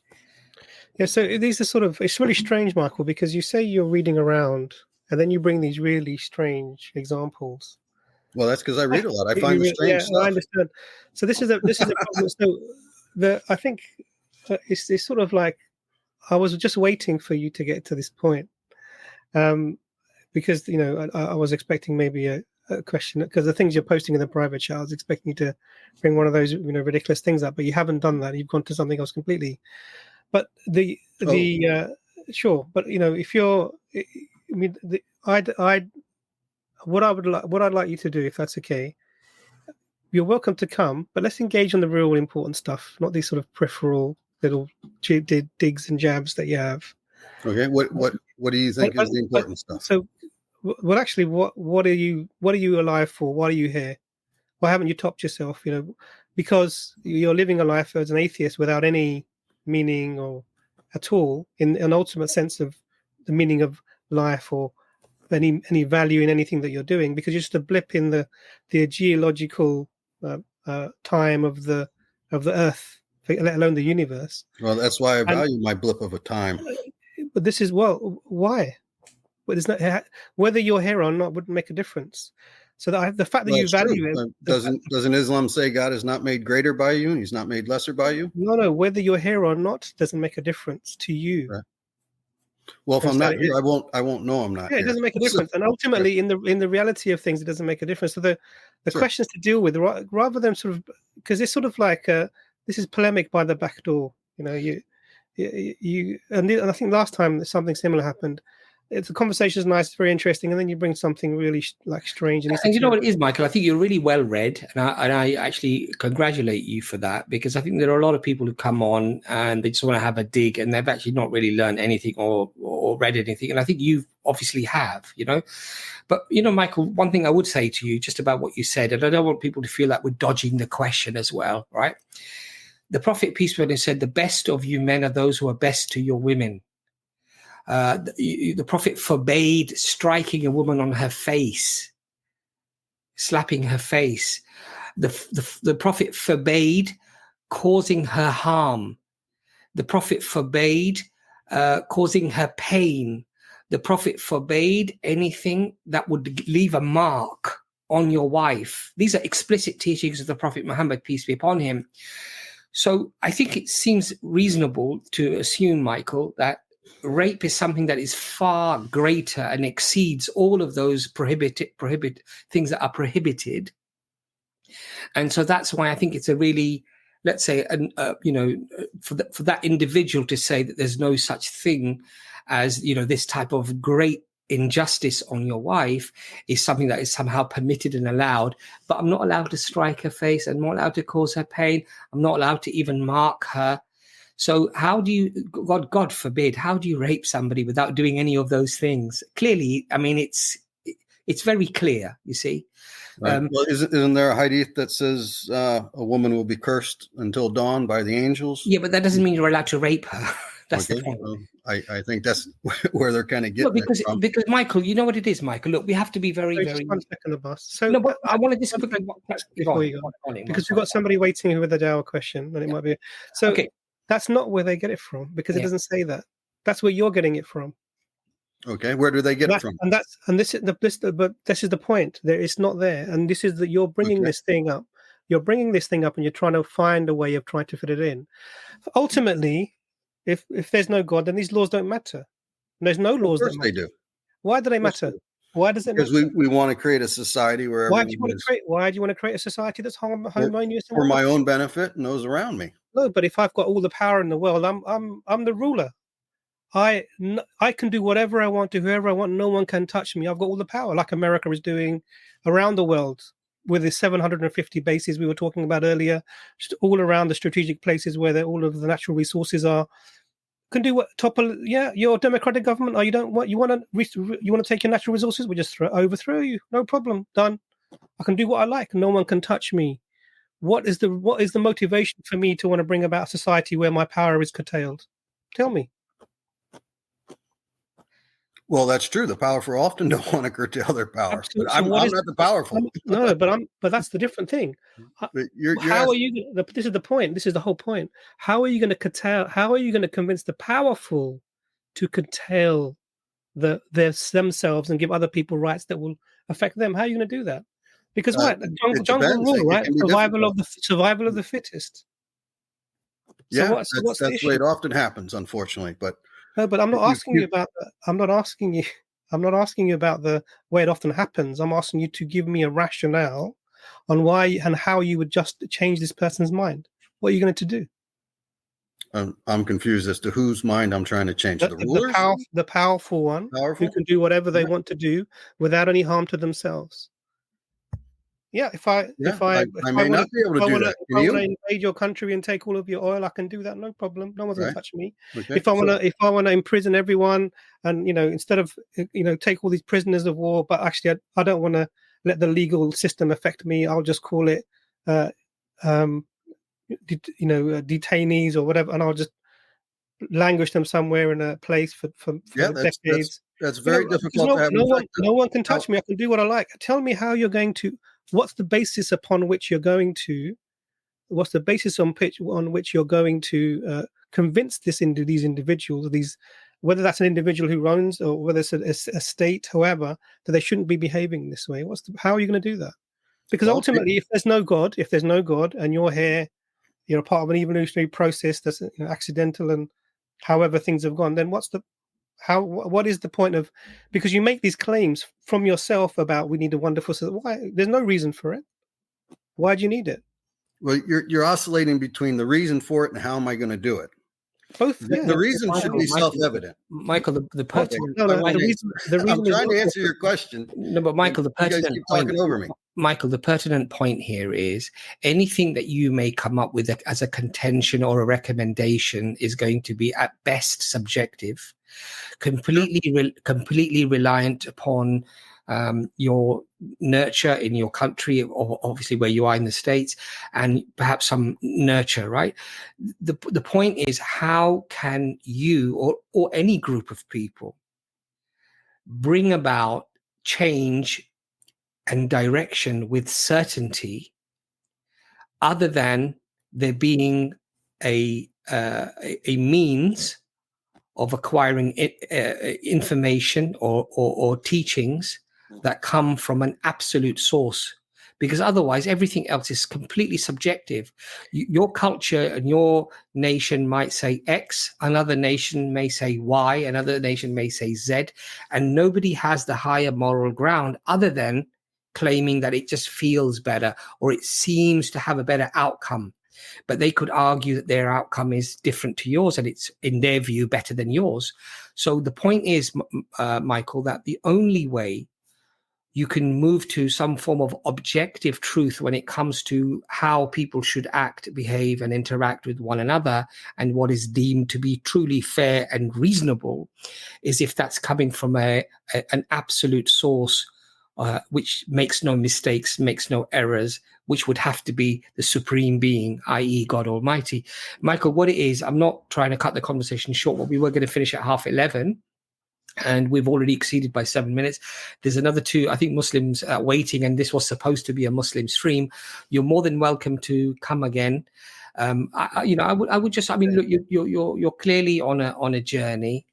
I think partly that journey is to perhaps find fault and find reasons not to accept something, which is fine to an extent. But if that becomes your fundamental, foundational spectacles through which you view Islam, then you're not going to get clarity, because there's always going to be a reason, or there's always going to be an explanation, right or wrong, that may not sit well with your heart.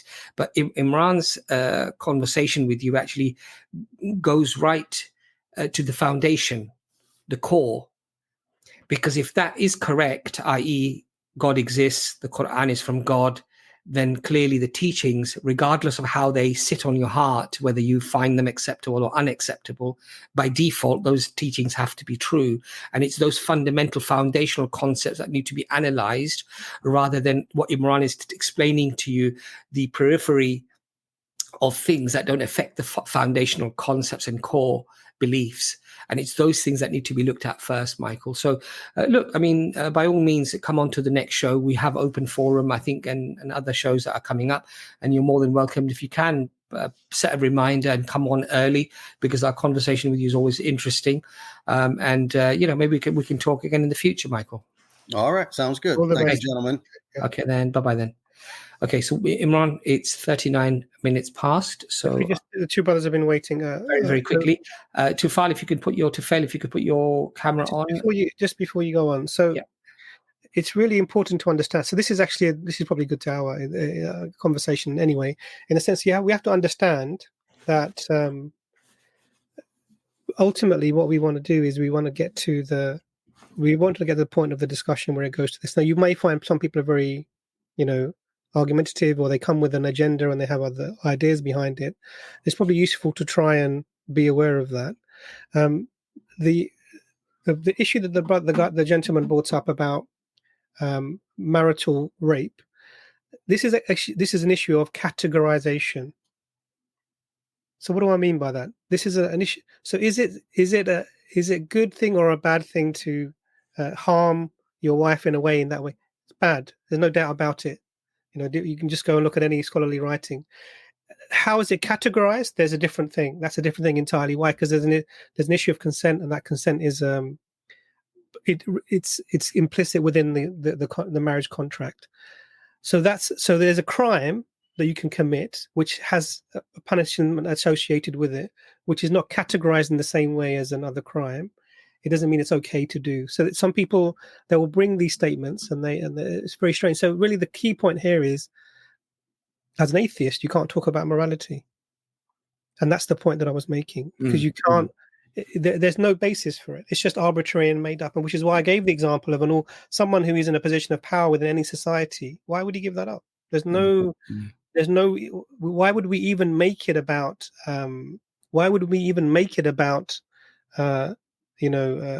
Making people equal? There's nothing equal between people. Some people are tall, some people are thin, some people are fat, some people are more intelligent than others.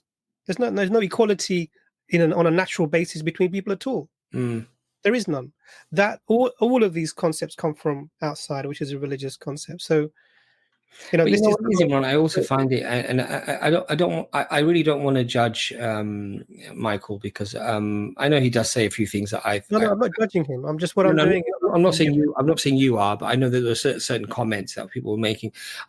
Personally, I don't want to judge him in any way, because I don't know what's in his heart. At the end of the day, he could have heard some stuff that he may have thought that this was quite alarming, and he might have brought it up. It might have been somewhat innocent. It might have been perhaps not, but we shouldn't necessarily judge anybody. But one of the things I just want to bring to people's attentions as well is that people often talk about these things in terms of, the way that Islam treats women or children or non-Muslims, or et cetera, but they often forget their own paradigm.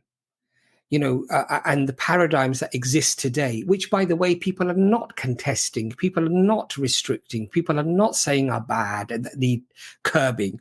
We have situations today where, astaghfirullah, may Allah protect all of us and protect our children, where you can now simply go on your phone, you can go on one of these apps, and you can go and find somebody and you can sleep with them, right? And that has resulted in many perverts and rapists going out and doing all sorts of horrible things. And it's an issue. It's a problem, apparently. I was hearing on the radio. Nobody's talking about these things. Nobody talks about how this is vulgar, this needs to be curtailed, and this needs to be highlighted, And then they want to go and talk about Islam, and they want to say, oh, but, your women are oppressed, they have to wear a scarf. I'm not talking about Michael here. I'm just talking about generally how some people perceive Islam to be. And you don't think this is oppressive? You don't think this type of behavior is oppressive? You don't think this type of treatment of women is oppressive? So it's absolutely haram to harm your wife. End of story. There's no issues about this. Exactly. So, and Imran, the other thing is that if a woman is physically abused and she goes to a qadi, right? She goes to a scholar and she says, I want khulla, I do not want to be part of this person. He brutalizes me, hits me, beats me, causes me pain, does these things. She has a right to leave that relationship. She's not tied into that relationship as in Christianity, where she cannot divorce. And if she divorces, she is adulterous and she can never marry again. Islam doesn't say that. Islam says she can go out of an abusive relationship like this, and if she wants to marry again, she can marry again and have a happy life with somebody who's a decent human being, right? So, I mean, these sort of issues, these sort of questions, I think are, and I'm not judging Michael here, but I just think they're very, very misleading. It's like a smoke screen. It's like a herring, a red herring. He's just pulling a smelly fish to try to take the people into a certain direction. And I think it's a shame, really. We should think about the fundamentals first. But Tufal, sorry, we're going to get you on next, brother. If we can make it a little bit short, hopefully, because we've exceeded our time. Brother Tufayal, sorry, please go ahead. Assalamu alaikum. Can you hear me? Yes, we can. Walaikum salam wa rahmatullah. I'll keep it short. I know it's quite late. Basically, I'll just quickly tell you about what I've been doing. I've moved to a city. I'm from England, as you can probably tell. I'm in East Midlands now. So I've moved into an area where Muslims are a bit fewer, but not at all there. But we've got a few families that are Muslim, and I've sort of organized Jummah in our local community center. At the moment, it's just Jummah. So I've been here for maybe 2 years now. So we've just started Jummah. And at the same center on a Sunday, they've got a church group that happens. So one of the community events, I met with the, what do you call them? The imams, not the imam, but the minister. Mm-hmm. I met with the minister and we had a chat. He was similar to my age. So we were just chatting. And it was a good chat. He seems very sincere in what he's doing. He's a family man and he does that full time. Well, I'm an electrician, so I just organize Jummah and that's it. And so my knowledge is not as good as yours. So we were chatting and he's invited me to coffee. I'm sure he wants to give me dawah. So I've sat with him once, and then planning to sit again. We'd had a conversation, a theological conversation. Obviously, he spoke about his belief in Jesus and more about why we don't accept him and his words. And I obviously watch you guys. I watch Brother Hamza, my brother Muhammad from Muslim Lantern. He's very, very good, mashallah. Mashallah, he's very good, mashallah, yes. Yeah, and obviously I've picked up on certain topics that I could, go with. But as I'm not versed in all the correct verses from the Bible, which way to point him towards, I did mention a few things and he came back with me with other verses. And I'm sure what he's quoting are words of probably John or Mark or someone and not the words of Jesus. So what I basically need, I don't know if it's something you have, maybe resources or a pathway to lead into a conversation where, I don't know where to start, to be honest. Maybe to disprove Jesus being the Son of God or God. I'll inshallah let Dr. Imran tackle this predominantly because I know he's much a lot more technical than I am. But personally, sometimes I think even making or having discussions where it's more on a sort of human level, more on a level of reflection rather than just quoting verses, is that from Adam, peace be upon him, we see all of the prophets praying and worshipping God alone. We see Abraham doing that. What religion was Abraham? What religion was Moses? What religion was Jesus? Because Jesus never called himself a Christian, right? These are just things to reflect upon. They were clearly all people prophets who submitted to the will of the Creator. And in English, you could say they were believers or they were submitters. Or in Islam, we would say they were Muslims. How did Moses pray on the mountain? How did Jesus pray in the Garden of Gethsemane? They put their faces down onto the earth and they worshipped God. We do exactly the same thing. Jesus was under the law. We are Muslims. We are also under the law. Of course, the laws are changed depending upon the prophets. Jesus was circumcised. We're circumcised. Jesus had a beard. We were told that all the prophets had beards. We were told to grow beards. So sometimes this type of argument, I think, at least allows somebody to reflect upon afterwards. A deeper discussion with a theologian will require a certain level of polemics and a level of understanding of their scriptures and, of course, our scriptures, which might be, depending upon your personal abilities. For me personally, it's sometimes too much, and I rely on brothers like Imran and some of the other brothers, as you say, who are much better versed than that. But I think for the vast majority of people, these sort of questions, I think, are quite poignant in that sense, that this seems like a consistent message all the way through.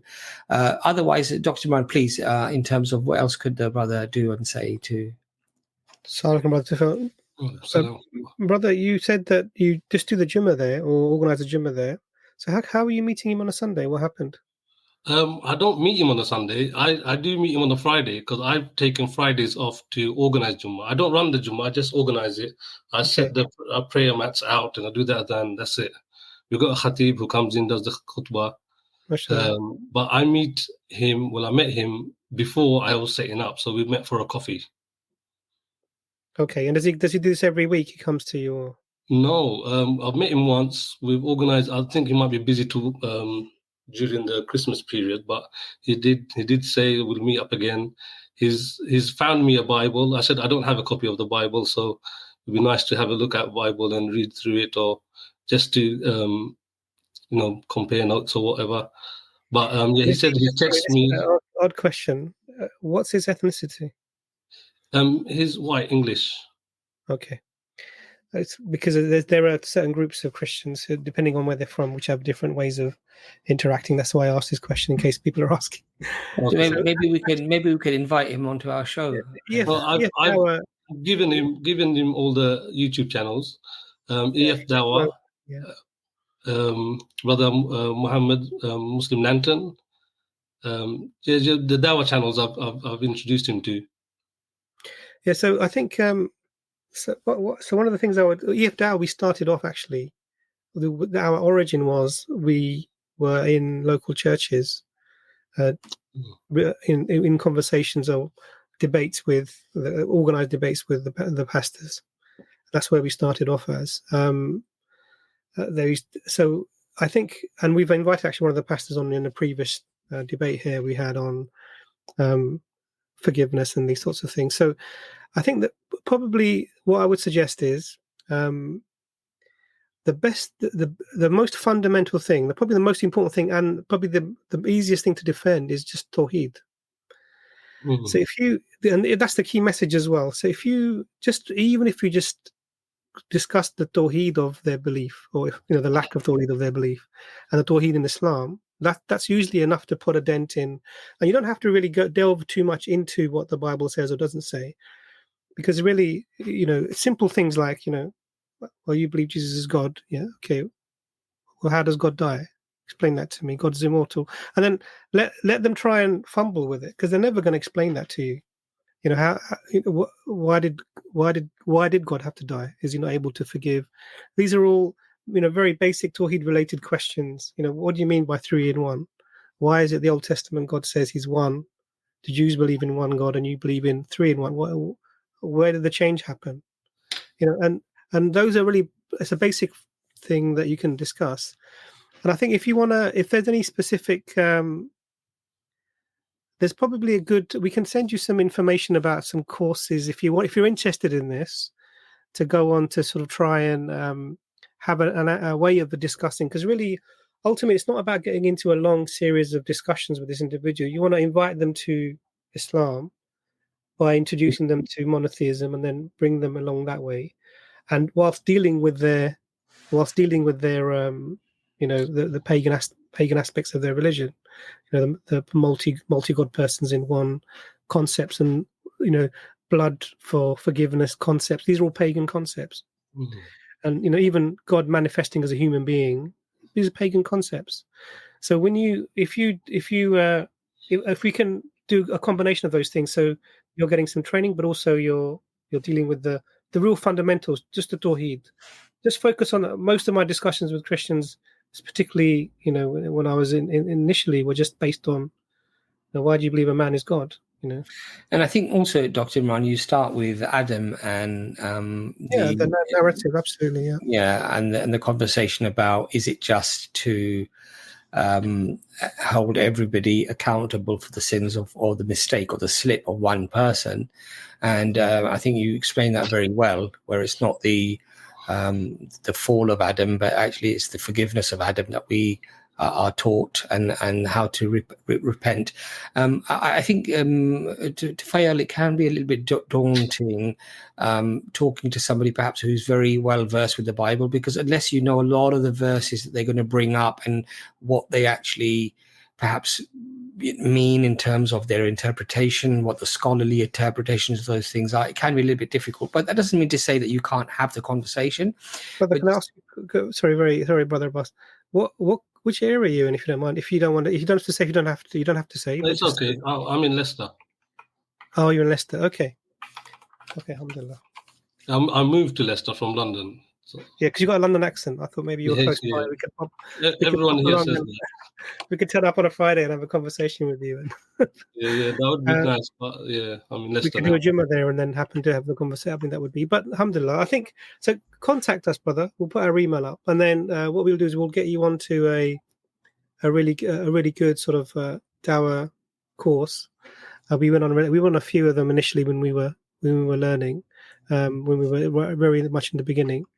And I think it's important to get that methodology, and then also the discussions, if you stick them, rather than delving too much in verses in the Bible and this, because that takes a lot of reading and understanding. What's useful to do sometimes is actually just deal with the very basic things like the, monotheism, Trinity, forgiveness versus payment, fall of man versus God forgiving in Islam, original sin versus original forgiveness. These very basic concepts that are, subhanallah, I mean, whenever I've discussed those, there's no answer, there's no response to the Muslim concept. We touched upon the subject of why Jesus needs to die for our sins, and he was coming with that they can't have any impurities or something like that with God, and there needs to be a balance. So it wasn't like like how we would describe Allah to be what merciful. They say is that God is holy. He cannot be in the presence of sin, yes? Yeah, that's it. That's exactly. So, I don't know, why did he come to earth then? Because sin's everywhere, right, on earth, yeah? Okay, yeah. It's just not logical. It's just a nice, fluffy thing they say that doesn't make sense when you actually think about it. If God cannot be in the presence of sin, then why come to the earth? Because that's where sin literally is, right? And then on top of that, God went into hell apparently for 3 days. I mean, it's just like, you have to just think through. Okay, they're saying this, but actually, what they believe is the earth is where the sin is, and then God came to the earth. It just doesn't follow. So a lot of the stuff they say is just sounds nice, very friendly, and very God. So He's so holy that you can't. And this is a lot of people when they do shirk. This is what they do. They make God something unattainable. God is so holy you cannot go near him, and then you have to go via somebody. This is where the shirk comes, and you have to pray to this idol or this man or this. Go to this grave to ask them to, make your prayer heard by God because you're a sinner. This is the shirk. But then isn't Dr. Imran, isn't then also Jesus God being tempted by Satan? Yes, there's lots of aspects. Yeah. Okay, Tufail, we're gonna please encourage you to access those links. Brother Ayaz has also put a link up, which is this one here. It's in the chat. You can access that, inshallah. Try to encourage your friend to come onto our stream. We'll have a nice conversation. Email us first, and you can come on with him, and we can have a nice conversation with him. Because if you're stuck on certain things, then maybe we can help with that, inshallah. But jazakallah khair for coming on, brother. Barakallah fi for taking. Sorry to cut it a bit short, but we're really late for time. I'm going to get the last guest on, Mustafa, and that will be our last guest today. I'm really sorry, Usman, we're not going to be able to get you in because you just came on the backstage. Mustafa, welcome to the stream. Assalamu alaikum. Wa alaikum salam, brother. Can you hear me well? Because my mic sometimes doesn't work. We can, yeah. Okay. So I did a little bit of research about Christianity, and I came across the argument that you used, actually, that we don't find the Trinity before the time of Jesus, and I think that like if there was no Trinity or no God named as Jesus being worshipped, then how can you say like that isn't like an innovation or something that happened later on? So I also like, I think it's a strong argument like that God has sent prophets and also like yeah, so it makes sense like prophets coming one after another. So actually we as Muslims, we only need to make sure that actually Prophet Muhammad is the last prophet, because it makes sense. Like there has been so many prophets sent, and like there are so much evidence for it. So what we need to verify is just that Islam is the last religion from God, and therefore I just needed to find out that that Quran doesn't contradict Christianity, and because the Christianity teaches atonement, and it teaches that Jesus is divine. Okay. Now, here's what I want to know, because I want to know the historicity of this claim, because we know that there is weak hadith, we know that there is strong hadith, we know that this. So, Brother Mustafa, I could just stop you. We have a whole series called the historicity of the New Testament, the Bible. Yes, I saw it, so I thought you would know about it. So did you find the answer in that at all, or? I actually didn't look. 2 years worth of streams to go through. Yeah, so because I have a very specific question, and I couldn't, like, I watched few series, but I couldn't. Please, what was you about to ask the question? What was? So my question is, because yeah, like the Bible has like few strong things that are historical. For example, we know that the Bible says like somebody has been crucified, and there has been many historical evidences that somebody has been crucified. Now, I'm not saying that somebody has been crucified, because that would contradict the Quran, but the Quran says somebody has been crucified, but it looked like Jesus, but it wasn't Jesus himself. So, brother, you're making some. No, the Quran says it. No, it does not say. It says they thought that they crucified Jesus, but it looked like it. It doesn't say that. I'm sure it said it. It says they did not kill him. They did not kill him, nor did they crucify him. Yes. So he was not killed. Yes, but it seemed like it. And it was not crucified, but it appeared unto them so. Yes, that's what I mean. No. So this does not mean this. It looked to them like somebody had been crucified. It doesn't mean that. I looked at that as a interpretation that could be a possible interpretation. Yeah, but this is a problem when you're taking that as the. So when Allah says not crucified, yes, what is that? That Jesus himself wasn't crucified. So he was not killed, was not crucified, but he was raised up. But it appeared unto them so. Yes, so somebody else was crucified in his place. No. So this is the thing. That interpretation given by a few, a very minority. Yes. That comes from Israeliyat. Okay. It's from Christian Jewish sources. Yes, but what is then the reasonable? And there's no historical evidence of this. But what is the interpretation of that verse then? What do you mean? So if you look at the narrative, in the Bible, the Jews, the disciples forsook him and fled. So when Jesus is arrested in the Garden of Gethsemane, they all run away. They all run away. But I mean what the Quran says. Like, what's the interpretation? So, because you have to understand the narrative to understand. So when it appeared so unto them, that means it seemed like that. Yes. So it seemed like that doesn't mean you saw someone else there. That doesn't mean that. It means you could have heard it. There's a rumor. Oh, this person was killed. Oh, okay. Seems like he's been killed. Understand? This has nothing to do with eyewitnesses or anything. In fact, the gospel, the people are spreading the rumor could be making it appear so. Okay. You understand? Yeah. I mean, so this is a Sister Leila's put there. It appeared so means people thought he was crucified. Okay, so we have no witnesses, eyewitnesses that have written things that say that he was crucified. There are, of the 4 Gospels, 2 are not written by disciples. Of the 2 written by disciples, 2 they copy from a non-disciple. You understand? And the Bible says they all forsook him and fled, so they weren't present at that time. Everyone else that they cited historically is just repeating what was said, what was the rumor.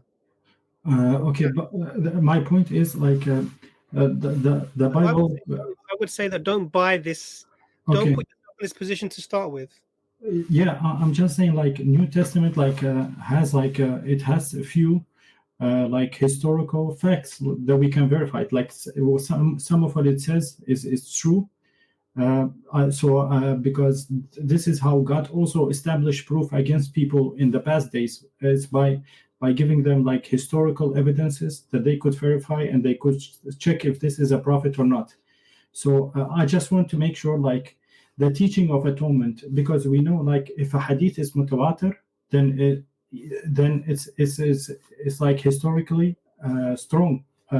So I just want to ask you from your research, what did you think of the teaching of the atonement and the teaching of the divinity of Jesus? Is it historically strong, proved, or is it weakly categorized? Because there's like 10 verses about that. So there is no teaching of atonement. I'm going to be very controversial. There is no teaching of atonement, and there is no teaching of divinity. But I like they said like that there are 3 verses. Because what the problem here is that the first of all, the Bible doesn't come anywhere near even the weakest fabricated hadith that we have. It doesn't even come near it.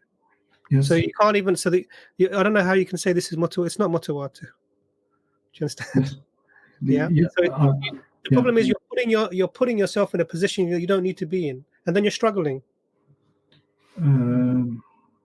That's what you're doing. So it sounds like you're sort of putting yourself in a box and then trying to find a way out of it. I just want to like to reach certainty about Islam, and I figured I would reach that if I just find out that the teaching of atonement like it doesn't have it's not 20 verses in the New Testament, because then it would be like sort of mutawatir.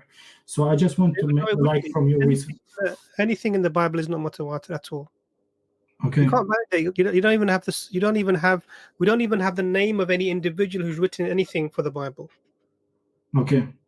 So if you don't have an author, how can it be mutawatir? So you don't think it's strongly historically evidenced, because there are.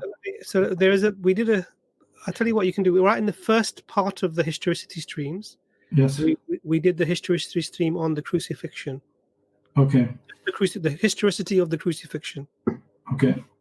Yeah. Yeah. So that's not. So what I would suggest is read that part of it. Okay. I'll check and what that will do is that will tell you about some of the approach to the historicity of the Bible. You said you wanted to have a certainty about Islam. Why did you say that? I just because I have I have fear of death, and I don't want to die and figure out like Islam is the wrong one. So I figured how I reach certainty is by finding out that the teaching of atonement is not strongly historical. Okay, let me just let's do the experiment. We'll do the thought experiment. Yeah. Okay, there are 100 verses in the Bible that say there was atonement. 100 verses. Does that mean Islam is false? I think that would disqualify Islam to be from God. Why? Because it contradicts what we have today. Oh, what do you mean? What we have today? We we don't have the teaching of atonement, because we don't have why? So 1 second, brother. Why do we need the teaching of atonement? So let me give you another example. Yes. The Bhagavad Gita. Yeah. Yes. You know the Bhagavad Gita? It has 400,000 verses on atonement. Does that mean Islam is false? I would say no, because that doesn't come from the Abrahamic religions. I'm looking for the Abrahamic religions. Mustafa, can I ask you, are you Muslim? Yes, alhamdulillah. Oh, alhamdulillah. Because the thing is, if Allah subhanahu wa ta'ala tells you something, yes, and it's just one statement, and the people bring 1,000,000 statements that contradict the statement of Allah subhanahu wa ta'ala, which one is correct? Yes, Allah's statement. But I'm just saying. So we can establish that the Quran is indeed a miracle of Allah subhanahu wa ta'ala. We can establish that the Prophet Muhammad sallallahu alaihi wasallam is indeed the Prophet of Allah. Whatever Allah says in the Quran, whatever the Prophet taught us, by default, therefore, has to be correct. And anything, no matter how numerous the claims against it, by default, they have to be false. But we don't follow our religion blindly. We establish that the Quran is from Allah. We establish that the Prophet ﷺ is indeed the Prophet of Allah. And we have, alhamdulillah, those hadith with us. Therefore, anything that contradicts it has to be false. It's a very logical, easy principle to apply. But my point. The Bible, the previous scriptures, we know that they've been changed a multitude of times. And it was the doctrine often that influenced what they wrote in the Bibles, what they accepted in the Bibles, what they added to their Bibles and to the Torah. Not what Allah told them. And Allah tells us in the Quran, woe to them for what they write and woe to them for what they earn. In other words, these were people who corrupted the rabbis, the monks were trusted with the words of Allah, and they broke the trust. They added things, they corrupted it. How can you challenge the Quran with something that is not only corrupted from our standards as Muslims, but even from Christian academics and Jewish academics? They accept that there are verses, there are books that have been added and changed in their scriptures. So how can we use that as an authority over the Quran? I'm just saying, I also talked with Dr. Bart Ehrman. Like, I sent him some messages to ask him some questions, and about the historicity, and I watched his debates. Like, he explains it really clearly. It's like a Greek or Roman literature, so it's not that strong. So I figured, we can say that Jesus did exist historically from the New Testament, because there are so many verses that proves that. We cannot deny everything that is in the New Testament. So I just how would you, Mustafa, how would you be able to verify what is correct in the New Testament as to what is false and added afterwards? How would you verify that? I heard somebody say, the more claims, the more verses. For example, there are 100 of verses that talks about Jesus. There are 1.3 billion Hindus in the world that worship idols. Does that mean Hinduism is more correct because there are so many people following Hinduism, or is it still false? For me, no, I think it's false. So the numbers do not change the validity or veracity of an argument. It's not the numbers. It's the ability to be able to establish through evidence that it was indeed Allah subhanahu wa ta'ala who has said this, and it was indeed the Prophet at the time, whether it was Moses, Musa alayhi salam, Isa alayhi salam, or Prophet Muhammad, peace be upon him. That is the criteria that we judge things by. It doesn't matter, Mustafa, if the whole world says something. If Allah says something that is different to the whole world, Allah is right, the whole world is wrong. This is how we formulate our understanding of our deen, of our religion. So I think this conversation is probably going on. Is probably going to go on a bit further. If you want to email us, we can perhaps send you some information, and perhaps expand on the conversation maybe next time if you come a bit earlier. I don't know if Doctor wants to add anything before we. Yeah, please. Can you hear me? Yeah. Okay. So, Brother Mustafa, what I don't understand, because I gave you those examples for a reason, and what we're establishing is just because things are written in different other religions' books, why is it something for you to follow? Do you understand the question I'm saying? Yes. Just because something is written in the Bible, or something is written in the Bhagavad Gita, or something is written in the Old Testament, why does that become something that you have to follow? Yeah, I just I figured if something is historical, for example, like Egypt existed, and the Quran says Egypt didn't exist. I understand. So let me give you an example. So have you read Harry Potter? Yeah. Okay. Does it give you an accurate historical description of London? I'm not sure. I don't know. Yes, it does. Okay. It talks about the London Bridge. It gives you an accurate description of London. Does that mean you have to believe in that now? No. I don't believe in everything in it, but so what you do is you understand that it may have some things in it which might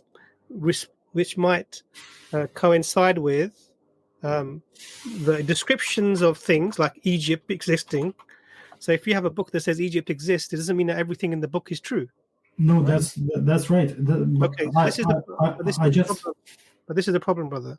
So what you're doing is you're having a historical approach, which obviously a historical approach doesn't believe in the divine, doesn't believe in God, doesn't believe in any of these things, and you're using that approach to try and establish something to do with your faith. Now, what's the problem with this is, first of all, there is no way to historically go back, take any statement within the New Testament and take it back to Jesus. There's no way to do it. None. There is a gap 200 to 300 years where there is no transmissions of anything, and everything that we have is all the manuscripts are contradictory. Yes. And that's one thing. So you can't take that method and then make that something you have to believe in. It doesn't make sense. The second thing is that what are you asking yourself to believe? Do you know what atonement is? Yes, the Jesus died for the sins, etc. Okay, so I want to add you on. Was Jesus guilty or not guilty? I don't think he was guilty. You don't. Okay. So let me ask you: is it ever just to kill an innocent man? To be honest, I think it's not. I think it's not, and therefore God would be just. And if God is just, then this would be false teaching. That's it. So now you understand that even if 1 million people tell you that atonement is something that Jesus may have said, and we have historical, you know that Allah is not unjust, and killing an innocent man is unjust. Yes. Khalas, so why would you then want to even entertain this? I just wanted to make sure that it is not historical, because I don't want something historical to be contradicting Quran. That would bring a lot of doubt in my heart, to be honest. Okay, I understand. So what I suggest, so you have good reasons now to understand that the atonement is not the way that Allah would remove sin, because it's unjust. Killing an innocent man is not just. Yeah. Yes. The other thing, you believe in Tawheed? Yes, of course. What is Tawheed? That there is one God, and one God to worship, and one God is worthy of worship. So laysa kamithlihi shay. What does that mean? That there is nothing like him, I think. Nothing like him. You believe that? Yeah. Okay. Is Jesus like another man? Two Yes, arms, he is. two legs, and a head? Yes. Okay. Does that mean that he can be God? No, I don't think so. So what you understand what we're establishing? Yeah. So we've established that the concepts held within Christianity, whether or not some statements you can take back to historical confirmation or not. We haven't talked about the historical method, which is another thing to talk about. But what you've clarified is Jesus cannot be God, because God is not like the creation. God is one. God is just, and therefore would not kill an innocent man. So the atonement cannot be correct. And there's one thing that's written inside a text that might be true, it doesn't make the rest of it true. Yes. You understand? Yeah. Mhm. So that's a good basis, because that deals with a lot of the thing. You need to frame the way that you're approaching this. Mhm. Now, I would suggest definitely. I know that Brother Jaz would like to speak with you. I would like to speak to you further. So feel free to email us and make contact, and we'll have another more in-depth conversation to try and take you through this. Inshallah, I will come on next live. Inshallah. Or just email us, and it doesn't have to be on camera. It's up to you. If you want to, no problem. If you don't, just email us and we can have an individual discussion with you, because I want you to frame things. So then people may bring all sorts of things historical. They'll say, look, we have evidence that, this human being was descended from this ape. And what's going to happen now? You're all of a sudden there's genetic evidence, and everything will fly out the window. We have to have a framework within which we work, and we have to have a good understanding of how we approach things. So what I'd say is, inshallah, be certain, because ultimately Allah is just and would not kill an innocent man. Ultimately, Allah is one and not like the creation. And ultimately, the Quran is a preserved text which we can trace back to the Prophet, peace be upon him. And ultimately, the Bible may contain things about geography that are true, but it does not make everything within it true. So from your research, as I conclude, like you figure that it is historically can't be strongly attested that atonement. This is my position, and please start with our historicity themes and go through them. Yes. But please come to email us. I will expect your email the next sort of hour or so, and then we can make time to help you further, inshallah. And Brother Mustafa, you have to remember that history is written by the victors. Yes. In Christianity, there were many victors who defeated other people for their type of Christianity to be what was actually going to be taught to the people and accepted by the people. Yes. And anybody who disagreed with their form of Christianity, they were killed, basically, right? Yes. So, and ultimately, I think Dr. Imran said a very important point, which I think I mentioned as well. If the Quran can be established to be from Allah subhanahu wa ta'ala, it's beyond reasonable doubt, I would say objectively divine, the inimitability challenge and so many other challenges. It's beyond reasonable doubt that it's preserved. Once you've connected the Quran to Allah subhanahu wa ta'ala, it really doesn't matter what people have recorded. If it's contradictory to the Quran, that recording, however it happened, has to be wrong. It's as simple as that. But we'll inshallah have a conversation with you, inshallah, I'm sure, in the future. But I would say to you, my brother, also remember, as a Muslim, concentrate on the things that are obligations, are necessary for you to attain your connection with Allah subhanahu wa ta'ala and attain paradise. These discussions are great, but don't forget the core obligations that you have, and make sure that you do those things in order of importance. Yes? Yes, alhamdulillah. Spending too much time on these things, especially if you lack perhaps the knowledge base, can become overwhelming, can be confusing even, Yes. But inshallah ta'ala, if you have further questions, we'll talk in the future. Jazakallah khair for coming on. Okay, shukran.